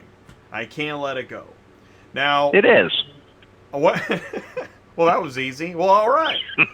We're Next done. topic. Spin the wheel. Good job, Jake. Solving all the world's problems. I like that. Yeah, man. Next, world hunger done. Sorry, but- I didn't mean to steal your Well, thunder. no, you're okay. That's good. That's actually really good. You know, but I feel like we're, you know, it's part of this much larger therapy session that's coming to the auto transport world. And I'm not saying don't do whatever you're doing, but you were just talking about dealers, and I heard it. I was in the IARA auction virtual conference, and they were talking about it. I can't get my onesies and twosies moved. Yeah. I'm paraphrasing. And yeah, well, that's right, because that's the less, I mean, okay, well, I got to fill the truck somehow. And so if you just post it, you need it moved right away. Either we need better technology to get to the carrier faster, which some companies are also working on. Better load matching, better freight matching, right? But ultimately, yeah, if you got your dealership in the middle of the desert and you think you're just going to post it for 30 cents a mile and that sucker's going to fly, well, you got another thing coming. So it's either the rate's wrong, your location's bad, or, you know, there just hasn't been enough lead time. But ultimately, nowhere in any of that did I say 9-car load.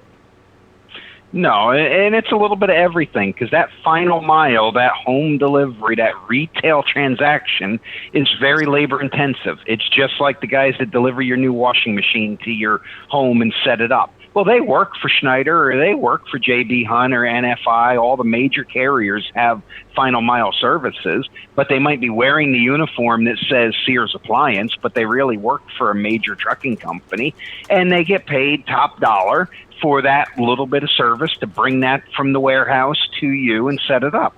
It's the same thing here. The dealers have to realize that that's a value-added service, and they're paying for the right person to represent them with that retail transaction. They need the right equipment to get in and out of a residential area without damaging these vehicles. And again, I believe it's the way of the future. When we start selling stuff online, look at what Uber Freight is doing to the freight hauling world, the dry van, box, reefer world where they put a tracking app on the driver that wants to do it. The driver's near a dealership that has a car or near a warehouse that has a load. Ding, ding, ding. Here's an alert on your phone. You push a few buttons, no human involved. You get the load, away you go. Same concept here.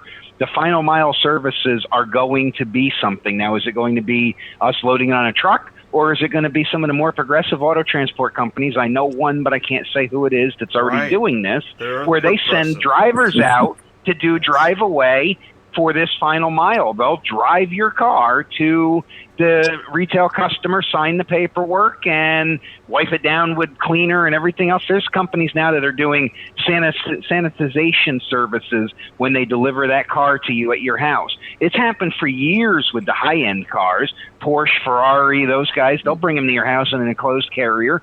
It happens with your classic cars. You buy them from Mecum, they load them on their truck, they take and drop it right in your driveway for you. No touch whatsoever. So why is the retail on a Ford Fusion any different? Why should it be a different process? Why can't it be this way? And I think it's a cash cow for the carriers that want to invest in the better trained drivers that know how to handle a retail transaction, wear a clean uniform, have a good appearance, have the right equipment. That little truck that Carvana uses, built by Cottrell. They are designed to be almost idiot-proof to load. The average Carvana associate that drives that truck is a 22-year-old female that they hire as a sales associate to drive that truck.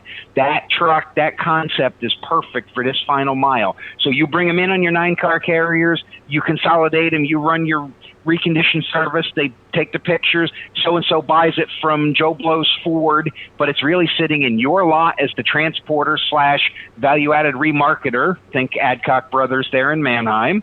And now you throw it on a 1-car carrier and take it the last 50 or 75 miles to the house, or you send it on a 9-car hauler to California with 9 cars going to Northern California, and your partner out there that has that little 1-car hauler does 9 individual trips in a day or two to deliver those cars.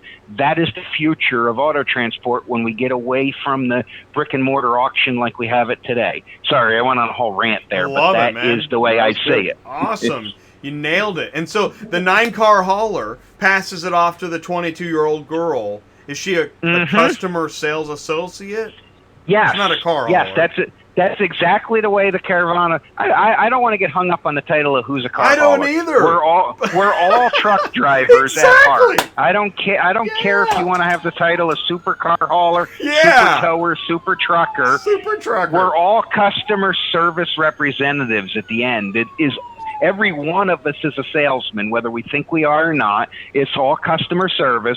But just like in the regular freight world, you have the line haul guy. You see the double trailers going down the road. That's line haul. They take it from one terminal to another, break it down, put them on the little truck that goes out for delivery. I don't care. That's still a truck driver. He's still an LTL guy. You're still a car hauler with that 1-car truck, even if your job title might be sales associate or customer experience manager or whatever the hell they want to call you.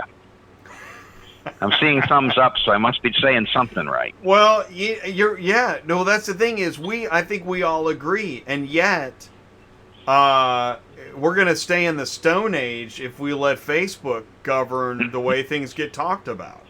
And I don't think we want to stay in the Stone Age. It's really strange. I don't care what you call me, as long as my paycheck is good at the end of the week. And you adapt and change, and there'll be a place in the world for the traditional, what guys want, right? They love getting going. Pick one drop, 9-car guy. That's not going anywhere. Like, that'll exist, but why wouldn't you? Brian nailed it on the head. You know how much money you can make. You work different, right? Harder, maybe. Do I have to give the customer a little more time to inspect the car and deal with another human who wants to look it over and converse and ask questions? Yeah. Do I have to look nice and have a nice co-branded hat or polo? Yeah, you're gonna have to do those things and go to a neighborhood and deal with traffic and deal with all these nuances of that business. But you're gonna get paid for it, or you're gonna make more money doing it. It's a different type of business, but you could still do your 9-car, 1-pick, 1-drop stuff. There's freight out there. OEMs aren't going anywhere. They're not going to change that model. The rental companies are still going to probably stick to that model. There's business for you. But the world's transforming. And do you want to be on this side, the Stone Age, or do you want to be leading edge? You know, and that just, I don't know. I can't answer that for anybody. Some guys are still, you know, they love that. They want to do what they want to do. And that's cool. The average age of the driver in the industry is 57 years old. I'm not going to change their minds. Do what they love. You know? All this is turning into the Amazon business model, that last mile delivery. They're trying to figure it out on the supply chain for industries that don't have the post office to handle it. It has to be taken care of. And that's where the opportunity is in this market right now, is figuring that out before somebody else does for your customers. If you can go to market with that final mile service and have it perfected, you will be the next Jeff Bezos. You will be the next billionaire car hauler. So, right, it's interesting you said that, because there's many companies talking about final mile, but it still seems like an open market. It still feels like it's like the mobile app load board. Very market. open. Very open. Still open. If it could be done by a third party effectively right now, do you think Carvana would own their own fleet? But they have their own fleet of 9-car haulers, 4-car haulers, 3-car haulers, and 1 car, plus they have some tow trucks for the in-offs that they buy back. Do you think if this could be done by a third party, they would want to be in the trucking business? No. They're only doing it because no one else can. And now that they're in the trucking business, they're now a new competitor in the trucking business, which I think is, anyways, I'm speculating live. Well, then there's no reason why they can't offer this as a white label service to someone else. The truck doesn't have to say Carvana when it goes there. They can be moving cars for the local Ford dealer with their truck while they're out in the area.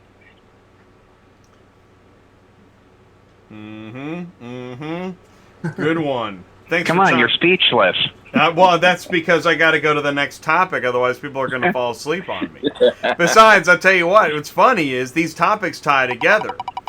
If we're lucky, we're going to get a tie-in right here.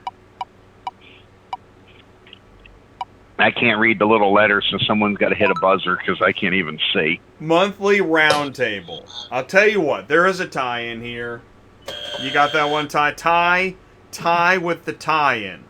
Tie with the tie-in. Monthly Roundtable. Monthly Roundtable. What is it? It's new carriers, and we all talk about dealers, auctions, and hauling cars, right? So what's fun about it is Jake and Brian probably don't know this, but I'm having to change my thinking a lot, especially now that I'm trying to help people figure this out. I mean, it is hard. So the monthly roundtable, why I like it is because you've got a bunch of people in there that are really honestly trying to figure out the best way to build a business. So the beautiful part, I feel like my role is educating carriers on how to deal with brokers, dealers, and auctions. We haven't really got so much into the final mile stuff yet, but we're going to more and more. Yeah, it's definitely part of the conversation. So what I always say is I've been a carrier for 20 years. I had 20 trucks, Peterbilt Stingers. I've been a broker, a dealer, hauled cars, driven cars. I love it. But the reality of it is things are changing. They're changing fast. So how do we build a business that will last, right? So one of the things that this roundtable offers is it offers a community, which I'm a huge community. I'm a relationship guy. And we're starting to see people get, I know Jeff in Florida. I know Josh down in Louisiana. Brian Pepson up in Pennsylvania. We got Brian. We've got Lionel. We've got Jake. I mean, Ron. How many people do I throw at Ron, right? Jeff. Building relationships and trying to teach these guys how to deal with the customers. So I always say, who's your customer? It's the first question I always ask. Who's your customer? You want to haul cars? Who's your customer? Well, we're starting to figure it out. And, it used to be guaranteed solid tide would always say, go find a car dealer that's your customer. Well, now you might want to go look at an app or a load board and then go talk to the dealer and then try to implement, so trying to figure it out. It's a great place to come to learn more about the industry and about your business. Period. Yeah, man. Yes. Yeah. Yeah, no, it is. It's really cool. And what happens then is I think what we're going to see over time is more of the conversations that happen in the roundtable reflecting more of the things we're talking about as news topics, right? But most of what we hear, it's, same old stories, right? Building relationships, but we're going to start to see some of this news filter into the experience itself. All right, cool. That was a good one. Thank you, Ty. Next topic. See, now we're moving. Now we're getting closer to the finish line.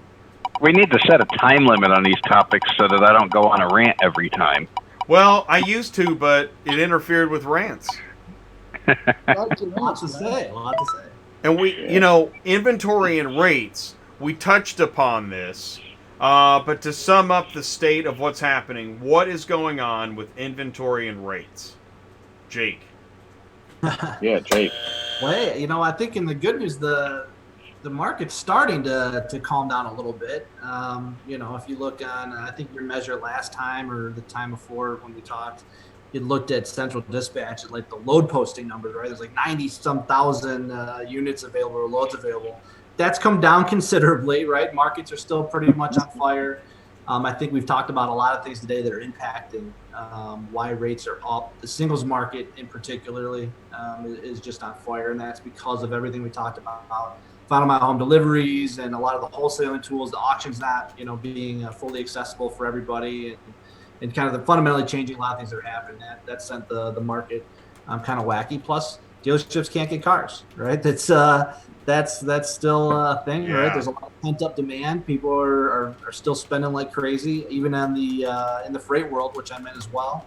That market's insane. It's actually the highest truckload market it's pretty much ever been. It's a historic high.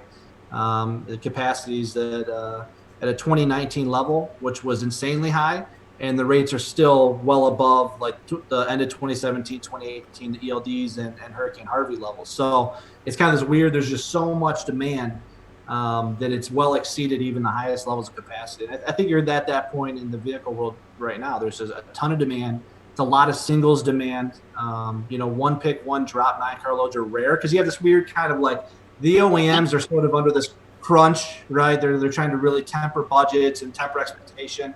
So they've kind of calmed down. So you don't have as much port activity in the vehicle processing center activities and that sort of thing. But you then have the used car world, which is just booming and going crazy. And so you have a lot of multi-pick, multi-drop. We don't have those, Brian talked about, that really solid hub and spoke national network where there would be work for everybody, right? Because you don't need to be one guy providing all three legs, right? You can have your first mile guys, you have the line haul, you have the hub guy, the haul, and the final mile. It just doesn't exist in the world we're in. So everyone's kind of fighting for whatever they can. If they're willing to go, kind of do the traditional bump singles around North America, they can do that. But the 3-car guys are in massive demand, the 4, the 5-car, you name it. So rates are still very high, but things are getting normal. I'll tell you that not normal, like they were maybe 6 months ago, but you're kind of noticing things aren't as outrageous, right? You're not paying, $4 a mile on a single, to go, 200 miles, pay $800. Now you're not seeing that craziness as much anymore. So things are starting to show signs of life, which is good. I know a lot of the carriers want the insane rates, but that's not healthy. You want things to have you want there to be some kind of equilibrium in the market because that's not sustainable.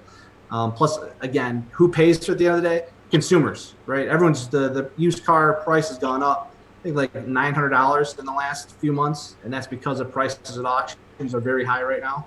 And we have customers, dealerships that have told us, they're like, we don't even bother buying at auctions right now. It doesn't make any sense. You know how much money we're paying on cars because you're just not going to get that much for it anymore. So it's not really, really healthy to have kind of everything out of whack. But that's kind of the state of things right now. And I think we're seeing, probably, hopefully a little bit of a little bit of that elasticity relaxing in the market, especially as we head into, Q4 here, winter months. Things may, go kind of back to normal with COVID. And I think a lot of that pent up demand has finally got out there. So hopefully some signs of life, in terms of the market having some normalcy, but we're not on the other side of high rates by any stretch. We're not on the other side of no capacity by any stretch. And I think inventory in the vehicle world is still going to be constrained for the foreseeable future. I predict sometime in Q1, you're going to start to see things really noticeably kind of go the other way. And then talking about that, I mean, isn't everything somewhat time sensitive, which makes it somewhat hot shot? Well, yeah. I mean, listen. I mean, I don't understand where anything isn't time sensitive. I don't even. Listen, when everything's hot, right? Everything in the system's marked hot. Nothing's hot. I mean, I don't know. Who cares? We're trying to deliver everyone's customers, right? We have SLAs. We want to deliver the world-class premier customer experience, of course, right? I mean, that's our goal, is to just out-service everybody. So yeah, everything is hot, but you got to do a good job, and you got to manage the customer's expectations, right? Where we might add 2 and 3D SLAs before. What's going to give? Hey, you're going to either pay a lot more, or you're going to give us a couple more days. Like, I can still do it at the rates we were at, but I need 2 or 3 more days to do it. Like, that's just how much business there is out there. You need to give me some time to make it happen. Or yeah, we can absolutely make it happen for 2 days, but you have to pay to cut the line. And what are you willing to pay to do that? If you're willing to shell out the cash to make it happen, okay, yeah, no problem. Someone else's vehicles are being left behind, though. Remember that, right? At the end of the day, that guy or that gal, that driver is leaving someone else's car to take yours. So somebody's getting the wrong to that deal. Therein lies the problem. And that's why your carrier network is so important. Yeah. Yeah. Right? It is. And so, if you're a carrier, make a relationship with everybody, as many people as you can. Well, don't drop loads on people, right? Don't fall off because you're getting a higher paying load, right? Right. There's that too. That's what I'm talking about. That's what the Roundtable's for, right there. That is he nailed it. And that's where you've got to take the carrier and you really got to teach them some stuff, right? That's not cool, is it, Jake?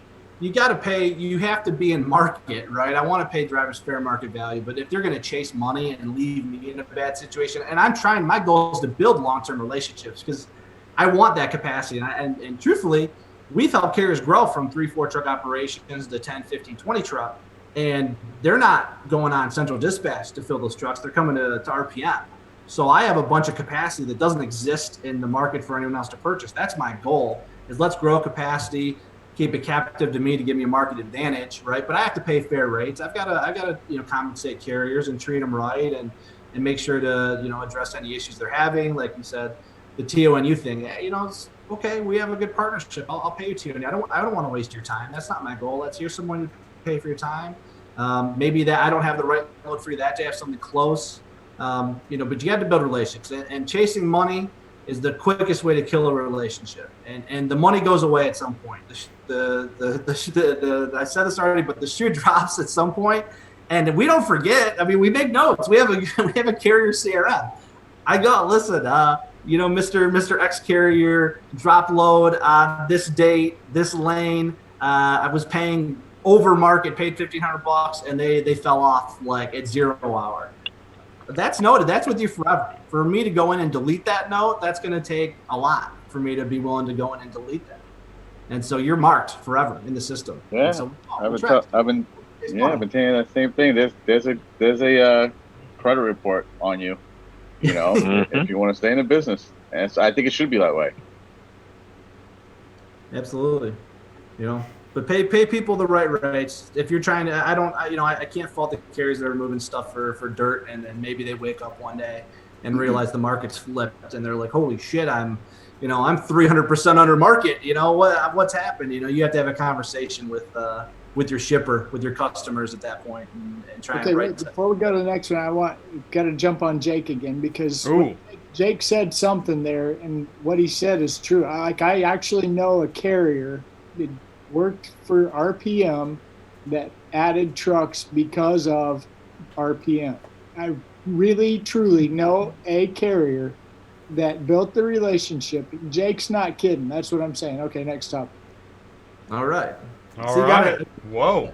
Man, Jake is like sweeping the awards ceremony. It's got to feel good.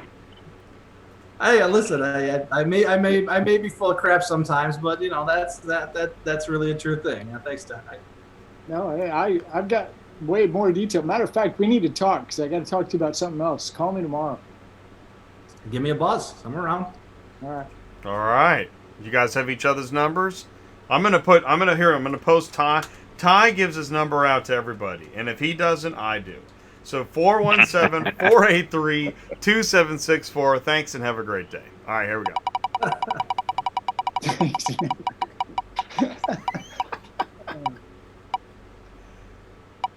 Manheim. Ooh. Ty's buzzer doesn't work right now. Yeah, I don't know if I want to hit it. I mean, I always feel like I'm bagging on him. Yeah, that's why you got to do follow. You're gonna do. You're gonna run follow up. You're gonna bust the table on this one. I want to hear what Ron has. That's to say. what I was thinking. Let's hear Ron. Ron. I mean, it's just so many thoughts, and I can't even put them together because Manheim is promoting so many different things, and I don't know if they're trying to do it just to see what sticks, but they definitely have, of course, a goal here. But right now, the way the market is, it's just if you go on Manheim board all the time, their dealer board that I read a lot, you can tell how they're really trying to get into the dealers' minds and show them that their way is the way. And right now, you got to work with them. You know, I try not to deal with them too much. Luckily, I got other things that distract me, but for those carriers who used to be dedicated to just hauling out of Manheim, I can't see how they can rely on it, especially now that everything's onesies. Just like Jake's saying, everything's onesies. That has to be hard doing it out of an auction, or even any auction. And Manheim, to me right now, looks like they're trying to really... I really can't say much of what was already been said here, so I don't want to repeat myself. But Jake's hit a lot of points that's right on and aims right at Manheim when it comes to all this infrastructure you're trying to put in there and get ahead of technology and be that technology to be there first before everybody else. And you can see they're just throwing the money in there to do it. They're closing places, laying people off. Right now, again, I don't even have a grasp on it. I'm just really going with the flow and trying to see where the wave is going and where I'm going to get shot out of. Because I'm just a small pea in the pod right now. But it's not something that I can actually count on or forecast when it comes to what I need to move or what I did move before. Well, I'm gonna jump in and add. This is what I constantly see on Facebook, and which is not the best barometer, but what I think Ty isn't saying. What I see is that there is so much irritation with Manheim. I've seen carriers post, "I won't go to Manheim."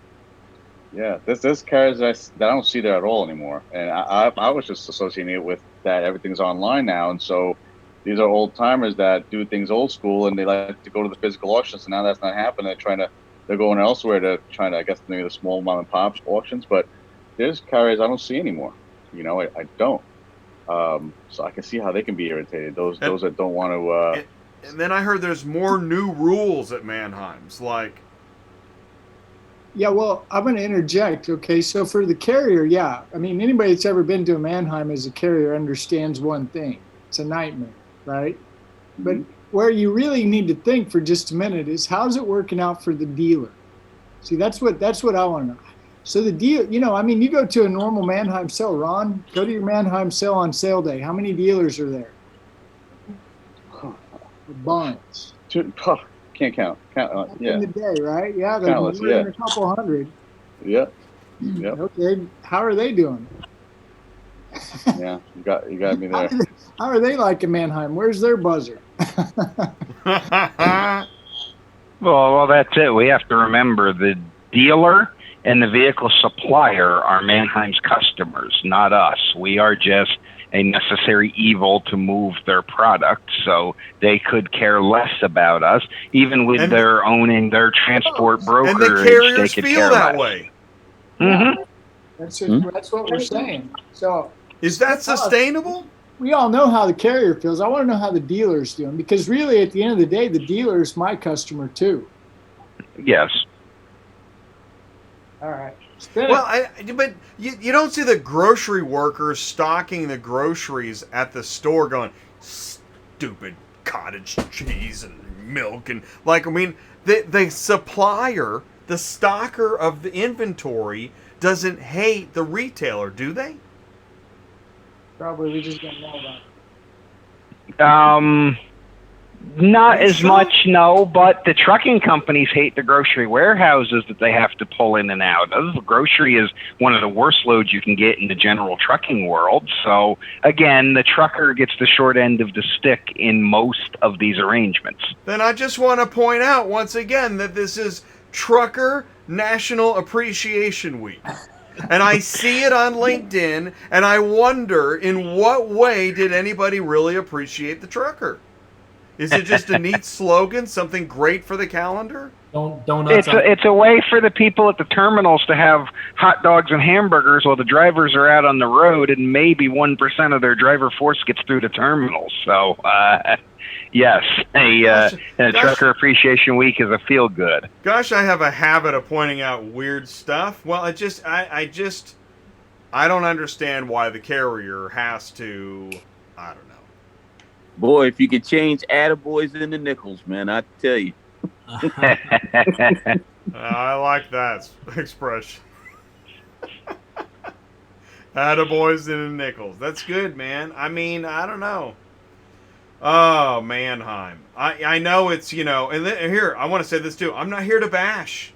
I'm here to help and fix. I'd love to see a lot less complaints, and I think this Manheim lot vision is on the right track for carriers. Yes, I do love that concept. All right. I threw a bone. I tried. I did my best. I turned one attaboy into a nickel.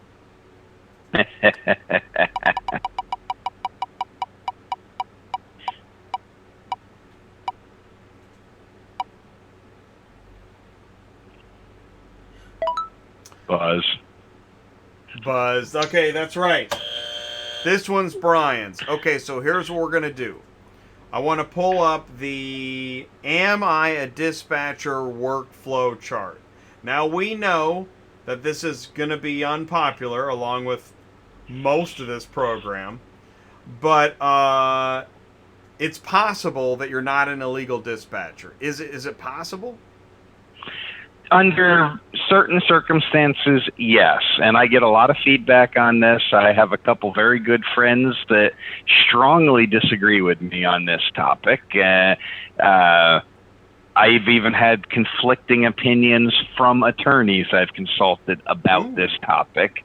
The problem is the regulations are so vaguely worded, and the court opinions that deal with brokers generally are dealing with brokers' liability for lost or damaged shipments and other stuff under the Carmack Amendment, and not illegal brokering. Very few people actually file a complaint about illegal brokering. Now, that said, in August, the Transportation Intermediaries Association, which is the largest trade association of brokers, did file a petition with FMCSA for clarification of the difference between a broker and a dispatch service.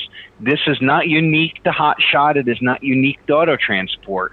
These dispatch services are popping up throughout the entire transportation industry. And in fact, some of our earlier forms of managed transportation at auctions possibly could have been illegal broker services because they were arranging transportation for vehicles they didn't own or have the right to arrange transportation for. Sometimes they weren't even coming back to the auctions facility. That's a whole nother show.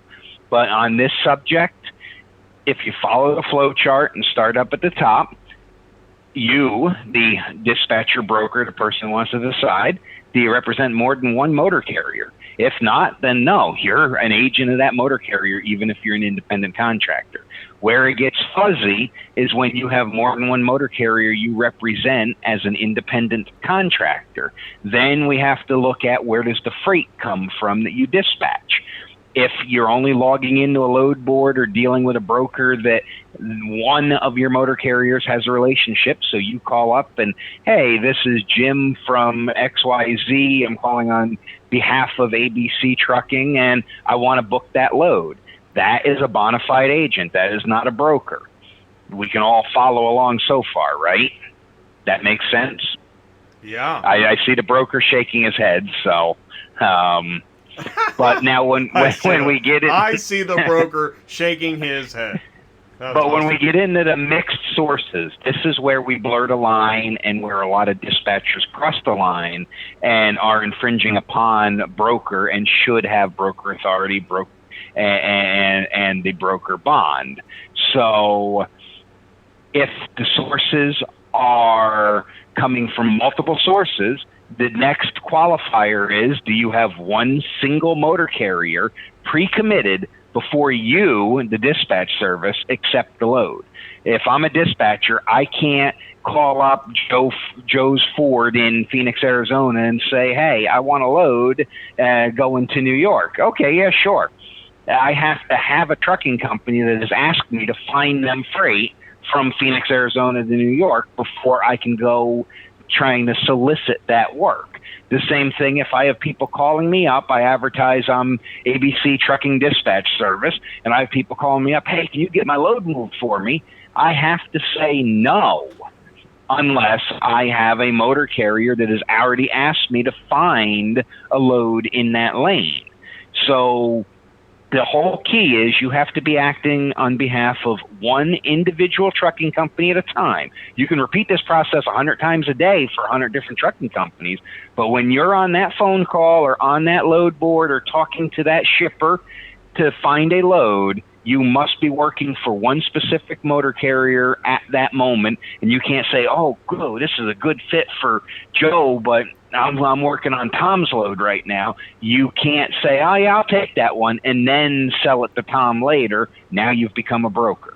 So then this is where a lot of people cross the line because they have the contacts. They start gathering up customers of their own, and well, now you are a broker service. You're offering transportation by motor carrier, then you do not own trucks. That makes you a broker, not a dispatcher, unless you are contracted with a motor carrier and you're representing them.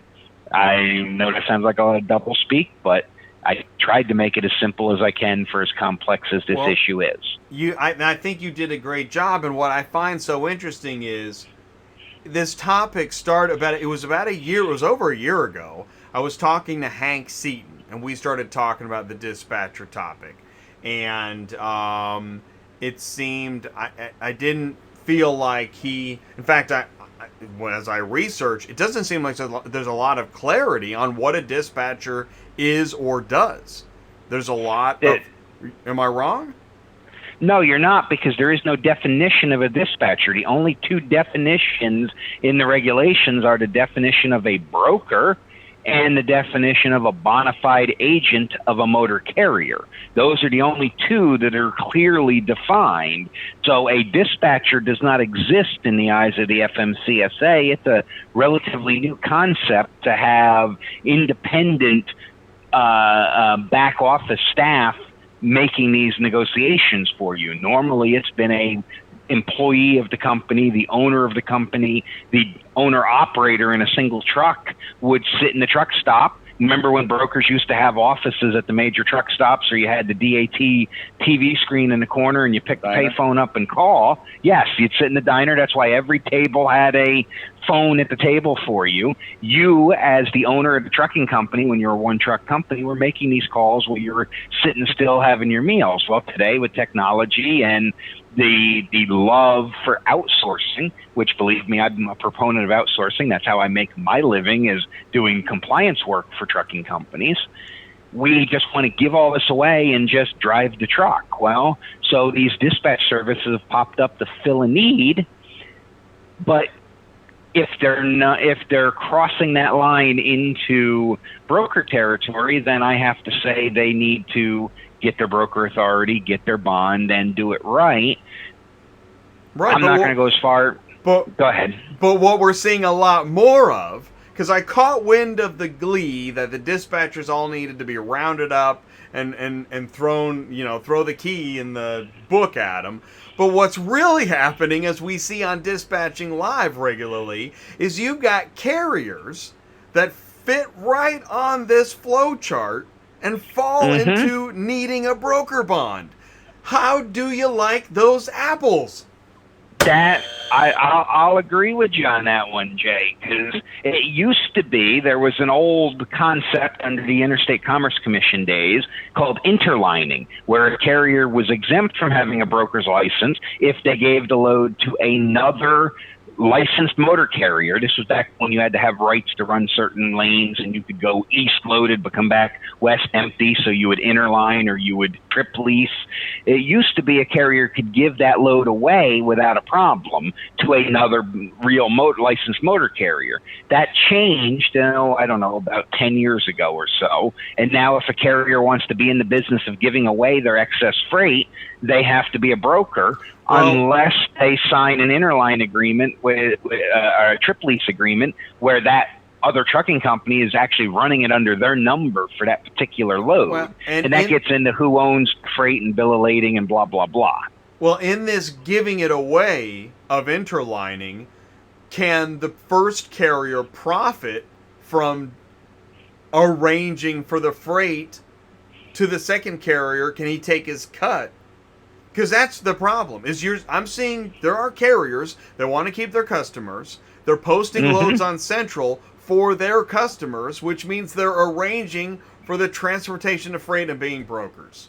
Yes, and 10 years ago, 15 years ago, yes, they could make a profit on that. Today, they need a broker. You look at the big trucking carriers like Schneider, JB Hunt, NFI, they all have a brokerage arm that handles exactly this, so that they get the big contract, they'll agree to move 10,000 units of something, and then they only can handle 5,000 or 6,000 units with their own trucks, so they have a brokerage firm to sub that work out. That is how it is supposed to work. A carrier cannot give work away to another carrier anymore under the same concepts that we used to be able to. So if you're a carrier and you're giving work away to other carriers without a broker handling the transaction, then you are breaking the rules for being a broker. Well, it sure does sound like another incidence of thinking the law is something when it's not, but not worrying about making sure that we know what the law is. But you know what? Yes. Whatever floats your boat. Well, I'm really glad, Brian. I really appreciate you making that flow chart and clarifying that. I would love to put this puppy to bed and stop having to talk about illegal dispatchers constantly. Unfortunately, we're not going to for years. There have been several petitions in front of the FMCSA going back 6-7 years or more. There's currently a petition that's been there since 2018 that they haven't even accepted to address yet. The letter I wrote on behalf of a trade organization has not been addressed and added to their list of petitions yet.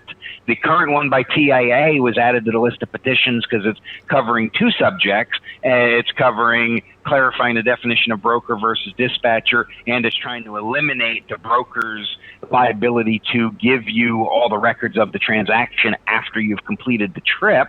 And that's in direct response to OOIDA's filing, trying to make brokers give those transactions electronically within 48 hours of the completion of the trip, which is a whole nother story, a whole nother show right there. But really, well, you've got a lot of... Well, so, and here's what it comes down to. The question is this, and Ty just hopped off. Anybody that needs to go, because we are now in overtime. Okay? Yeah. It's 10:30, we're in overtime, and we're going to wrap this up. But Silvermint's asking the question, just tuning in. If a party is neither a broker or carrier, how is a dispatcher gaining access to Central Dispatch? And the dispatcher's gaining access because the carrier gave it to him. Because the carrier wants this third party to do some work for them on their behalf because they either can't do it, don't want to do it, or don't have the time.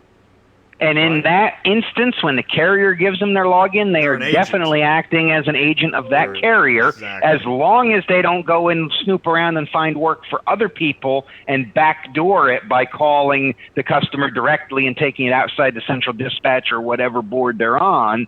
If they're logging in, they're booking freight for ABC Trucking Company and logging out, then they are a bona fide agent, no ifs, ands, or buts about it. And so, does that dispatcher need a broker's license? That's what people In are that asking me. instance, absolutely not. In All that right. instant where they are logged in as one carrier, close the transaction, log out, log back in with their next customer's credentials, they are an agent, not a broker. And let me tell you why I care.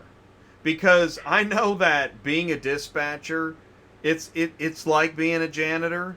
It's kind of like that. You're near the end. You don't make a lot of money. It's very hard. It's rather thankless. So the last thing you want to know is, oh yeah, by the way, you're gonna have to cough up a couple grand to get into this business. What are you talking about? Why would you have to go get this license? It's a license for a different occupation. So being told that not only are you going to start this thankless job and you're going to be at the bottom of the pile, but oh yeah, you got to cough up a few grand or we're going to pull you over. It's honestly, it feels like harassment. And I'm tired of seeing dispatchers harassed. How about that? So my only issue with the whole dispatcher thing are the dispatchers advertising, we can guarantee you $7,000, $8,000, $9,000 worth of freight a week. That is a broker's job.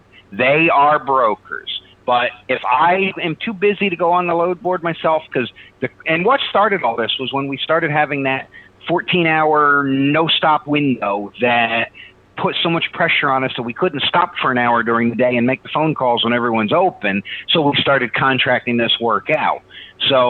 But the ones that are advertising, we can keep your truck full. You're a broker, not a dispatcher. Go get the proper license.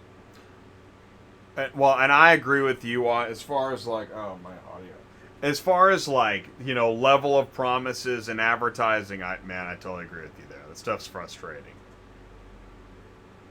Did I lose you? No. Okay, good. All right, cool. And my audio is going crazy. Okay, so we're almost done. I wonder if we even need to. Let's see if we even need to go through the last few. Let's see. Well, you know what? I do want to say this, is that I'm assuming driver recruitment comes up.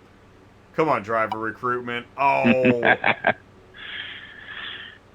I think we've beat the dead horse on load board updates.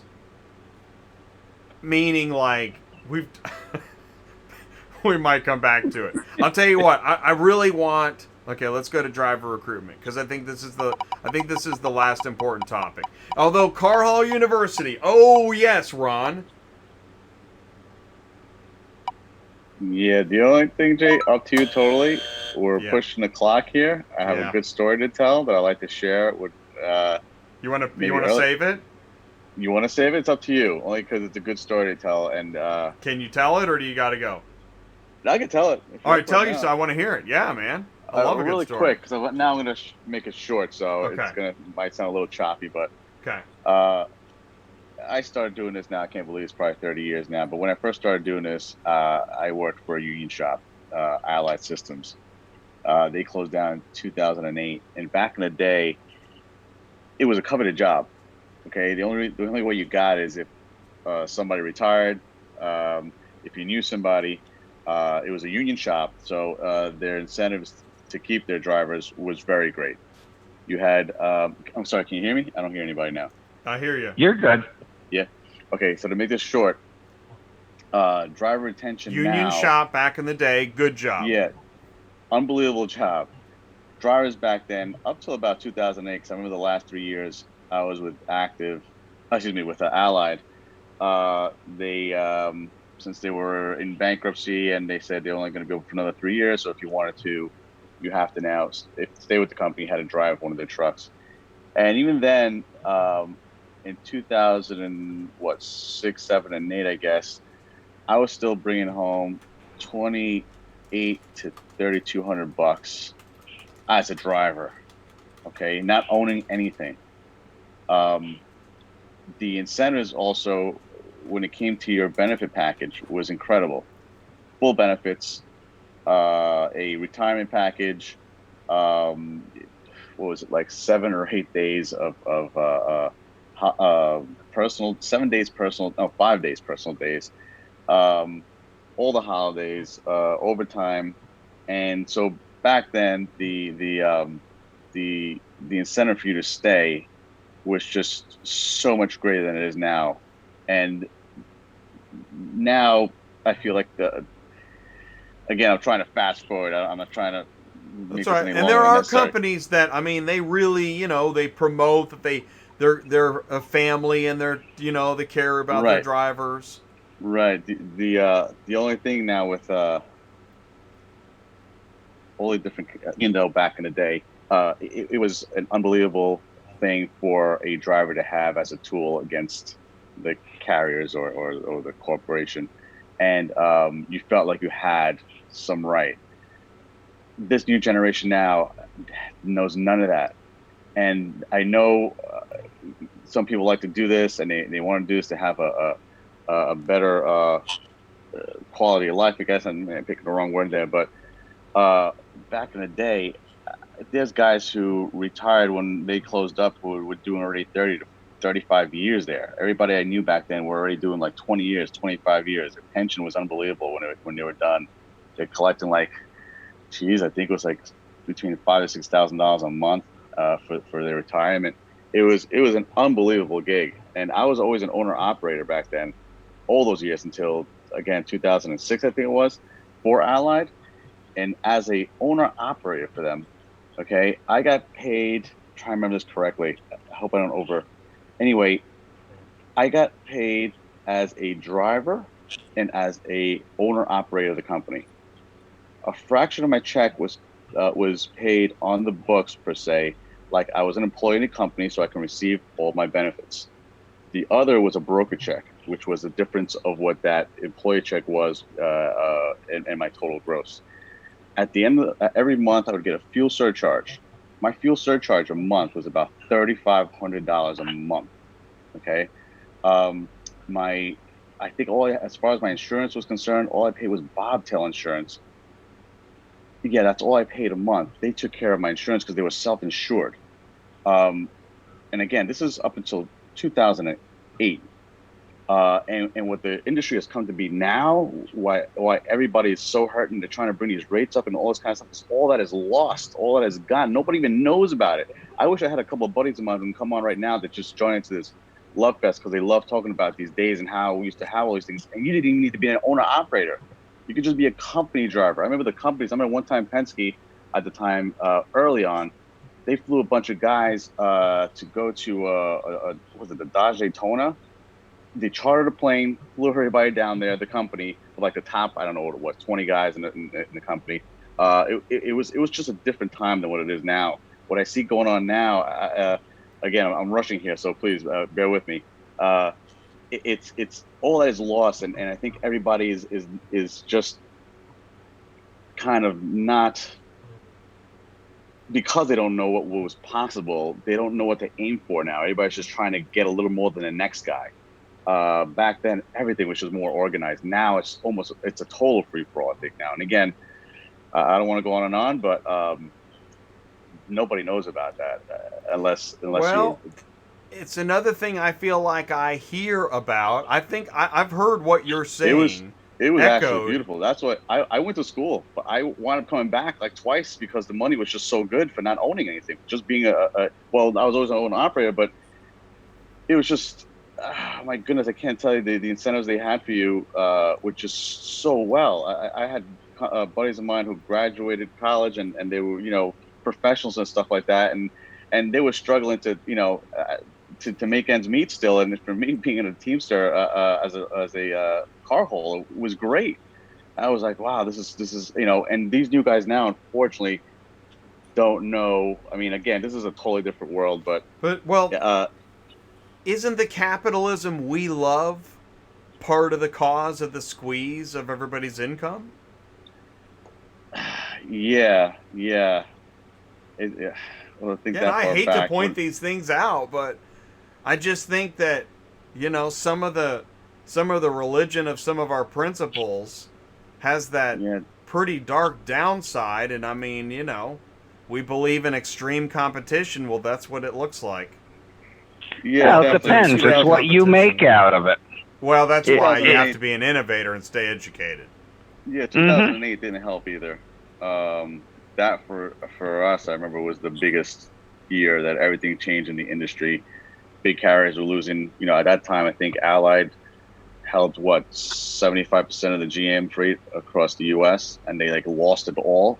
I think in 2008 or most of it, and it was just drastic. And I think the unions being squeezed out just left it to now have anybody and everybody, organized or unorganized, just filter, just you know, go into this and kind of cause unattainable or just certain goals that they wanted, but in an unorganized way that just caused. I'm going to go on and on, but just more chaos. I just remember 2008 just being a time where everything was changing and nobody knew what was going to happen, who was going to get what, and people were able to come in with a little bit of capital and make something because they were throwing out money at the time for people to start new stuff. In 2009, it was a lot easier for people to finance trucks. And it's these insurance minimum increases that will continue this, I mean, cliff of inability to do it, which might be the point, actually.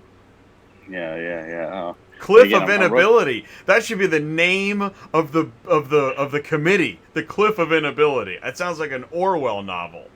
Yeah, they're going to have to get a wheel for what your insurance is going to be once they.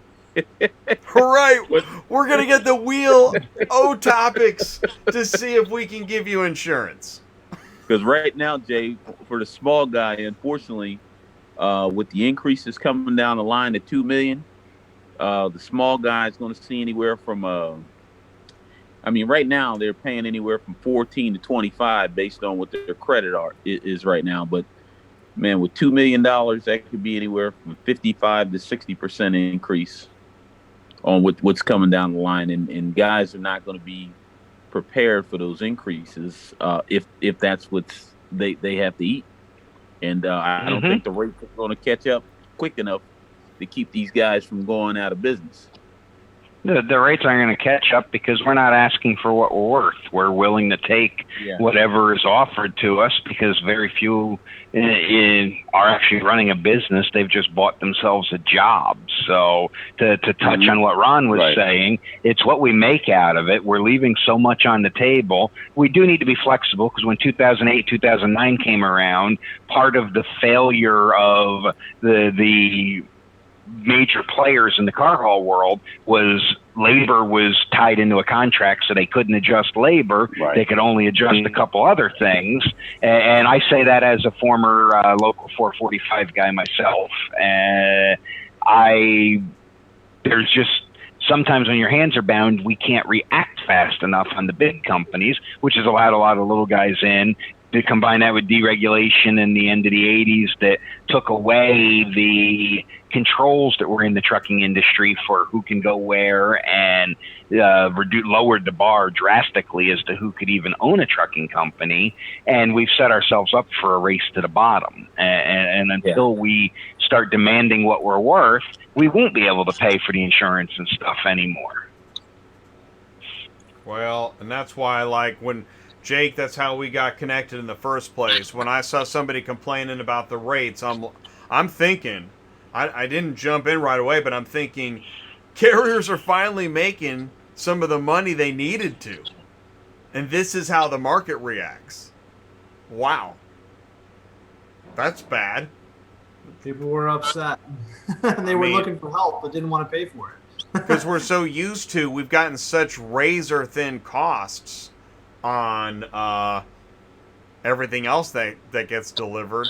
There's still ways to make money out there. This is one of the best industries that you could possibly be in for a reason. So there's still plenty of ways to make money, and Ronald's story there, that exists in some niches. Look at household goods. That is still one you can get into. More work, right? Because it's labor. You can move in furniture and stuff, and you're putting together a team, but in the household good world, you can break into that with a little bit of cash to lease to buy and build a crew and make pretty solid money. And a lot of those are still unionized too. So there's still stuff out there. it's not. It's just you got to look for it, be willing to do different things. And it just what's your threshold for pain, right? What are you willing to do? Yeah. Yeah. You want to do home delivery? That's whatever we talked about. Do you want to get into that side? There's probably plenty of money there to be had. And just don't be the guy left behind. Be the tip of the spear. That's awesome stuff. Well, that's going to go right into this. Here, man. Get your buzzer ready, Jake. I'm going to cut out on you guys because Okay, I have to get up in 4 hours and 15 minutes. So I was thinking about that. So, Brian, thank you so much for your time tonight. It was awesome. You're welcome, Jay. It's been a good Thanks, show. I'll talk to y'all later. Okay, peace out, man. Talk to you soon. Good night. Good night. Jake, this one's for you. Okay. Because the question is, why is driver recruitment? It seems to me, I'm seeing it all over social media. It seems like everybody's hiring. What's going on? This isn't new. This has been going on forever. There's been a driver shortage in this industry for the last 20 years. It seems like, right? That's all I ever hear about is a shortage. And I was with a big freight company before this, Ryder, and the way they looked at it is they go, we believe the driver shortage is a myth, because if we need drivers, we're going to go out and hire those drivers. We're not going to just leave trucks empty. But what does that mean? Okay, I'm going to have to pay more money or have better incentives and bonuses or have better equipment to attract those drivers. But there's not a shortage. There's plenty at the right rate, right? With the just like anything, right? They're the rate in the market will meet. But that's why everyone's hiring, because we kind of joked about it earlier. Driver turnover is 300% in our industry. Right? If you're upset, you can leave your job and walk across the street and get another job, right? So it's like, how are you treated? Is the equipment good, or is your pay fair? All those things matter. So, is there a shortage? Yeah, sort of. But it's not just traditional drivers, is it? Now there's a lot of different customer rep jobs. Whether, you got the final mile or transitioning from drive away into another form of final mile, drive away, service pickup and delivery, test drives. It seems like there's a real uptick in just the evolution of what's being advertised and searched for. Drive away's always just been a solution for a capacity crunch on the haul. Right. Traditionally, that's just how it's been looked at. Like, hey, there's not a lot of capacity in an area. Let's switch to drive away. Or it's been for specialized, right? Traditionally, like anything big that can't haul on a car hauler, it's just cost prohibitive to go RGN or something like that. They would rather just drive it. So right now, in a big capacity crunch, you're going to have more drive away. And in a world where there's more and more home delivery, you're going to have more drive away type situations. So, yeah, it's just a niche thing that has just gotten bigger and bigger. But when I hear driver shortage is always referred to CDL over the road drivers, because you don't. And I commented today on a LinkedIn post too. If you go back and look, there's legislation that I believed in probably about 6 or 7 years ago. They tried this, and they're trying it again to lower the age to 18 years old. Right. And I think that if you open it up to 18-year-olds, because what are you doing when you get out of high school? You're gonna go, hey, I'm gonna go to trade school. I'm gonna go to college. I'm gonna go in the military. Right? If you gave someone the option of trade school being also truck driving, you're going to get people to go into that field, into that career, and not trying to catch people at 21 years old when they're leaving the military or they're disillusioned with whatever else they've been doing. Right. Get folks in early. If you can, 18-year-olds can drive a truck. Trust me. There are some hard-working, disciplined 18-year-olds. Absolutely, there are. And there's knuckleheads. And then guess what? There's knucklehead 50-some-year-olds too, and Exactly. well-disciplined 50-year-olds too. They're on the other side of the spectrum. So Yeah. I think that'll help. That'll help bring some new blood to the industry, which is definitely needed. Again, think about car hauling. Do you really want some of these guys, climbing up these rigs? When I'm in Michigan here, right? It's 10 degrees out, it's icy, and you got, some of these old timers climbing up on these rigs and loading and strapping. It's dangerous work. It's tough. It's scary. Let's bring some young guys and gals into this industry and kind of give it a little shot in the arms. So I think it'll help. Personally, that's my belief, is if you capture folks right at that 18 mark, you're going to get a little infusion to drivers. So tying right back into previous topic, Car Hauler University, what's the best way to get new entrants ready for car hauling? It's not a question for me. Right? Right. Fair enough. It's a really, because Car Hauler University, the reason I made that a topic, it previously existed. I don't know how long it existed. It no longer technically exists. It was a pretty good idea. It seems like that'd be a pretty good thing to have. Some form of Car Hauler University too. With the on the freight world, the drive-in side, they pay you money to come on, sign on for a year agreement. They'll So pay on you the job training, maybe that's the better way to do it. But there's a ton of carriers that do that, and they can afford to do it. And there's thousands. We talked about this, thousands of drive-in and flatbed guys out there they're willing to put up the money to do that. That's they capture a ton of talent doing that. And then maybe that after that 1-2 years, that driver's like this life's not for me, and they're done. But you can bring some folks on that way. I think that's a totally viable option to bring some new drivers in. And I'm not familiar with Car Hall University, so yeah, it was the thing. Well, let me ask you this: let's say you've got somebody that wants to be part of the RPM Carrier Network. Do you train them? Do you refer them? What would you do? No, I mean we're not training. You know what I mean? We need to make sure that especially if they're an owner op, that we want to see you have your authority for 6 months. We want to make sure you've had. So would you point them in a direction or? 100%. If someone came to me like, you got a guy in the chat that's asking questions right now, and Brian's helping out. But if that guy, that guy or gal came to me and just was in the area, hey, go talk to maybe one of the guys that we work with, in the area, or depending on where you're from. I can point you to all sorts of different carriers we have relationships with. Well, and that's exactly what I'm going to do. Because trust me, you don't want me teaching you how to load a highway. Well, right? Me neither. No, believe me. But what I do know is that I've dipped a toe in the home delivery world as far as talking with companies and learning more about what their needs are and how to help.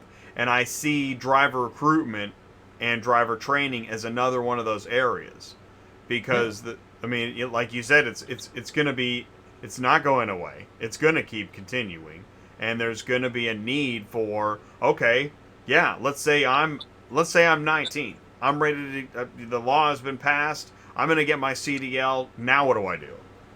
Right. Well, you're going to need somebody to help train you or talk to you. Why go into car haul and not flatbed? Yeah, exactly. Help point me in a career direction.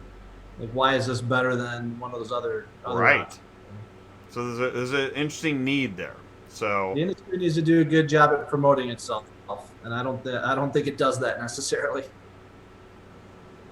Very, very interesting. Lionel, you still with us? Yes, I am.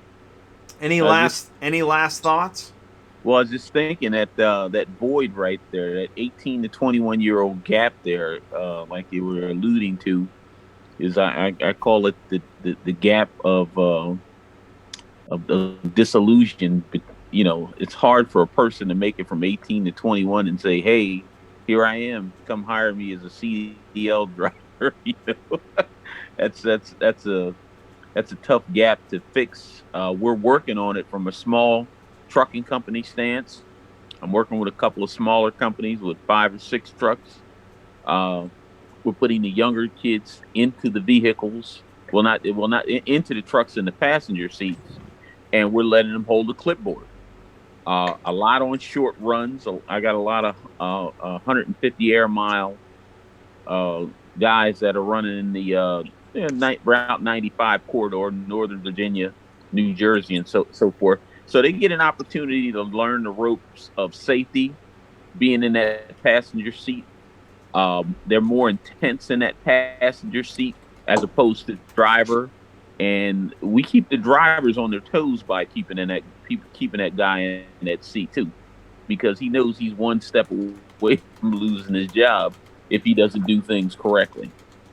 It's just all about doing things right to run your business efficiently and keep your insurance costs down by way of safety and training. And it really covers the gap a lot. Lionel, I just put your website in the live chat again. Auto Hauler, learn more with Lionel, because I think I like the way it was cool having you on the show with Brian there about a month ago. I like the way I like the way you talk about it. I think it's just something I'm very passionate about in regards to that side of the business, because I really think that we can make a big difference with our youngsters in the transportation area. We can do a whole lot of damage with taking some of these disenfranchised young folks out here, and I mean some of the older young folks too, in the 40s and 50s also, and let them know that there's more opportunity of such, more so than just going to a drip drab job every now and then. Agreed. And we know that, I mean, cars need to be moved. They're moving differently. And there are Yeah. folks that want to do that job. So we have to help connect those groups in a Yes, better indeed. way than it's been done. And since there's no car hauler university anymore, yeah, I mean, I don't know. I want to help do my part to help connect and educate. So I love this topic. Ron's phone is about to die, and the rest of us are about to fall over. So it's almost midnight on the East Coast. Yes, indeed. I'm with you. And I appreciate you guys sticking around with me. Not a problem. No problem. So have a good night. Keep in touch. Thanks, guys. Appreciate it. Thank you so much, you guys. Been All right, fun. appreciate it, guys. Thank you. Take Thank you care. for your service. And the meeting is over. That was pretty cool. Never know exactly what's going to happen on the Wheel of Topics. Appreciate you guys sticking around. In that, I know it is. It's a really long show. Yeah, and I'm sure that in this 3-hour journey, that there's got to be parts that aren't, just don't pertain to me, or it's not that interesting. I mean, there has to be. Shoot, man, this is longer than a Coppola movie. But at the same time, I know there's a lot of information in here to share. And what I really wish is, I wish I had a video editing team to pull out highlights of different topics and hyper target the people that those pertain to. That would be next level auto transport intel. That'd be really cool. But for now, I don't. It's all manual labor. So there's no app for that. I need a better app. But you know what? Thank you guys so much. I want to thank everybody in the panel. I want to thank Ty Thompson, Cars on the Move. I want to thank Brian Riker, Fleet Compliance Solutions. I want to thank Lionel of CY Financial. I want to thank Jake of RPM, Ron of NYC Traffic Inc. And I'm sorry Candy couldn't make it tonight. But I appreciate everybody being in the live chat. Mark, thank you so much for tuning in. I know that you had some other things going on tonight, but I really appreciate you tuning in. Ron for the super chat, Mark for your super chat, Ryan for your super chat, Jake for the super chat, Jeff for the super chat, and Ty for the super chat. Thank you guys so much for your contribution to the channel. I also want to thank Murphy Auto Transport Services, again, Superflow Systems, and Assertus for participating in this channel, helping make it happen. Thank you guys so much. And thank you for your time, participation, and interest and support. Thanks for tuning in. Thanks for making Auto Transport Intel the car shipping business channel that it is. I'm going to let you go. I really appreciate you sticking around. We did it. We made it to 3 hours. Thank you so much. Stay safe. Stay tuned in. Keep me posted. If you've got something to tell me, send me an email, autotransportintel@gmail.com. And please do remember to leave a like, share, tell your friends, and I'll see you. We got Wednesday tomorrow afternoon. Ryan on autoconversion.net, dispatching live, Cars on the Move. Yeah, man. Do that. Peace out. I'll see you soon.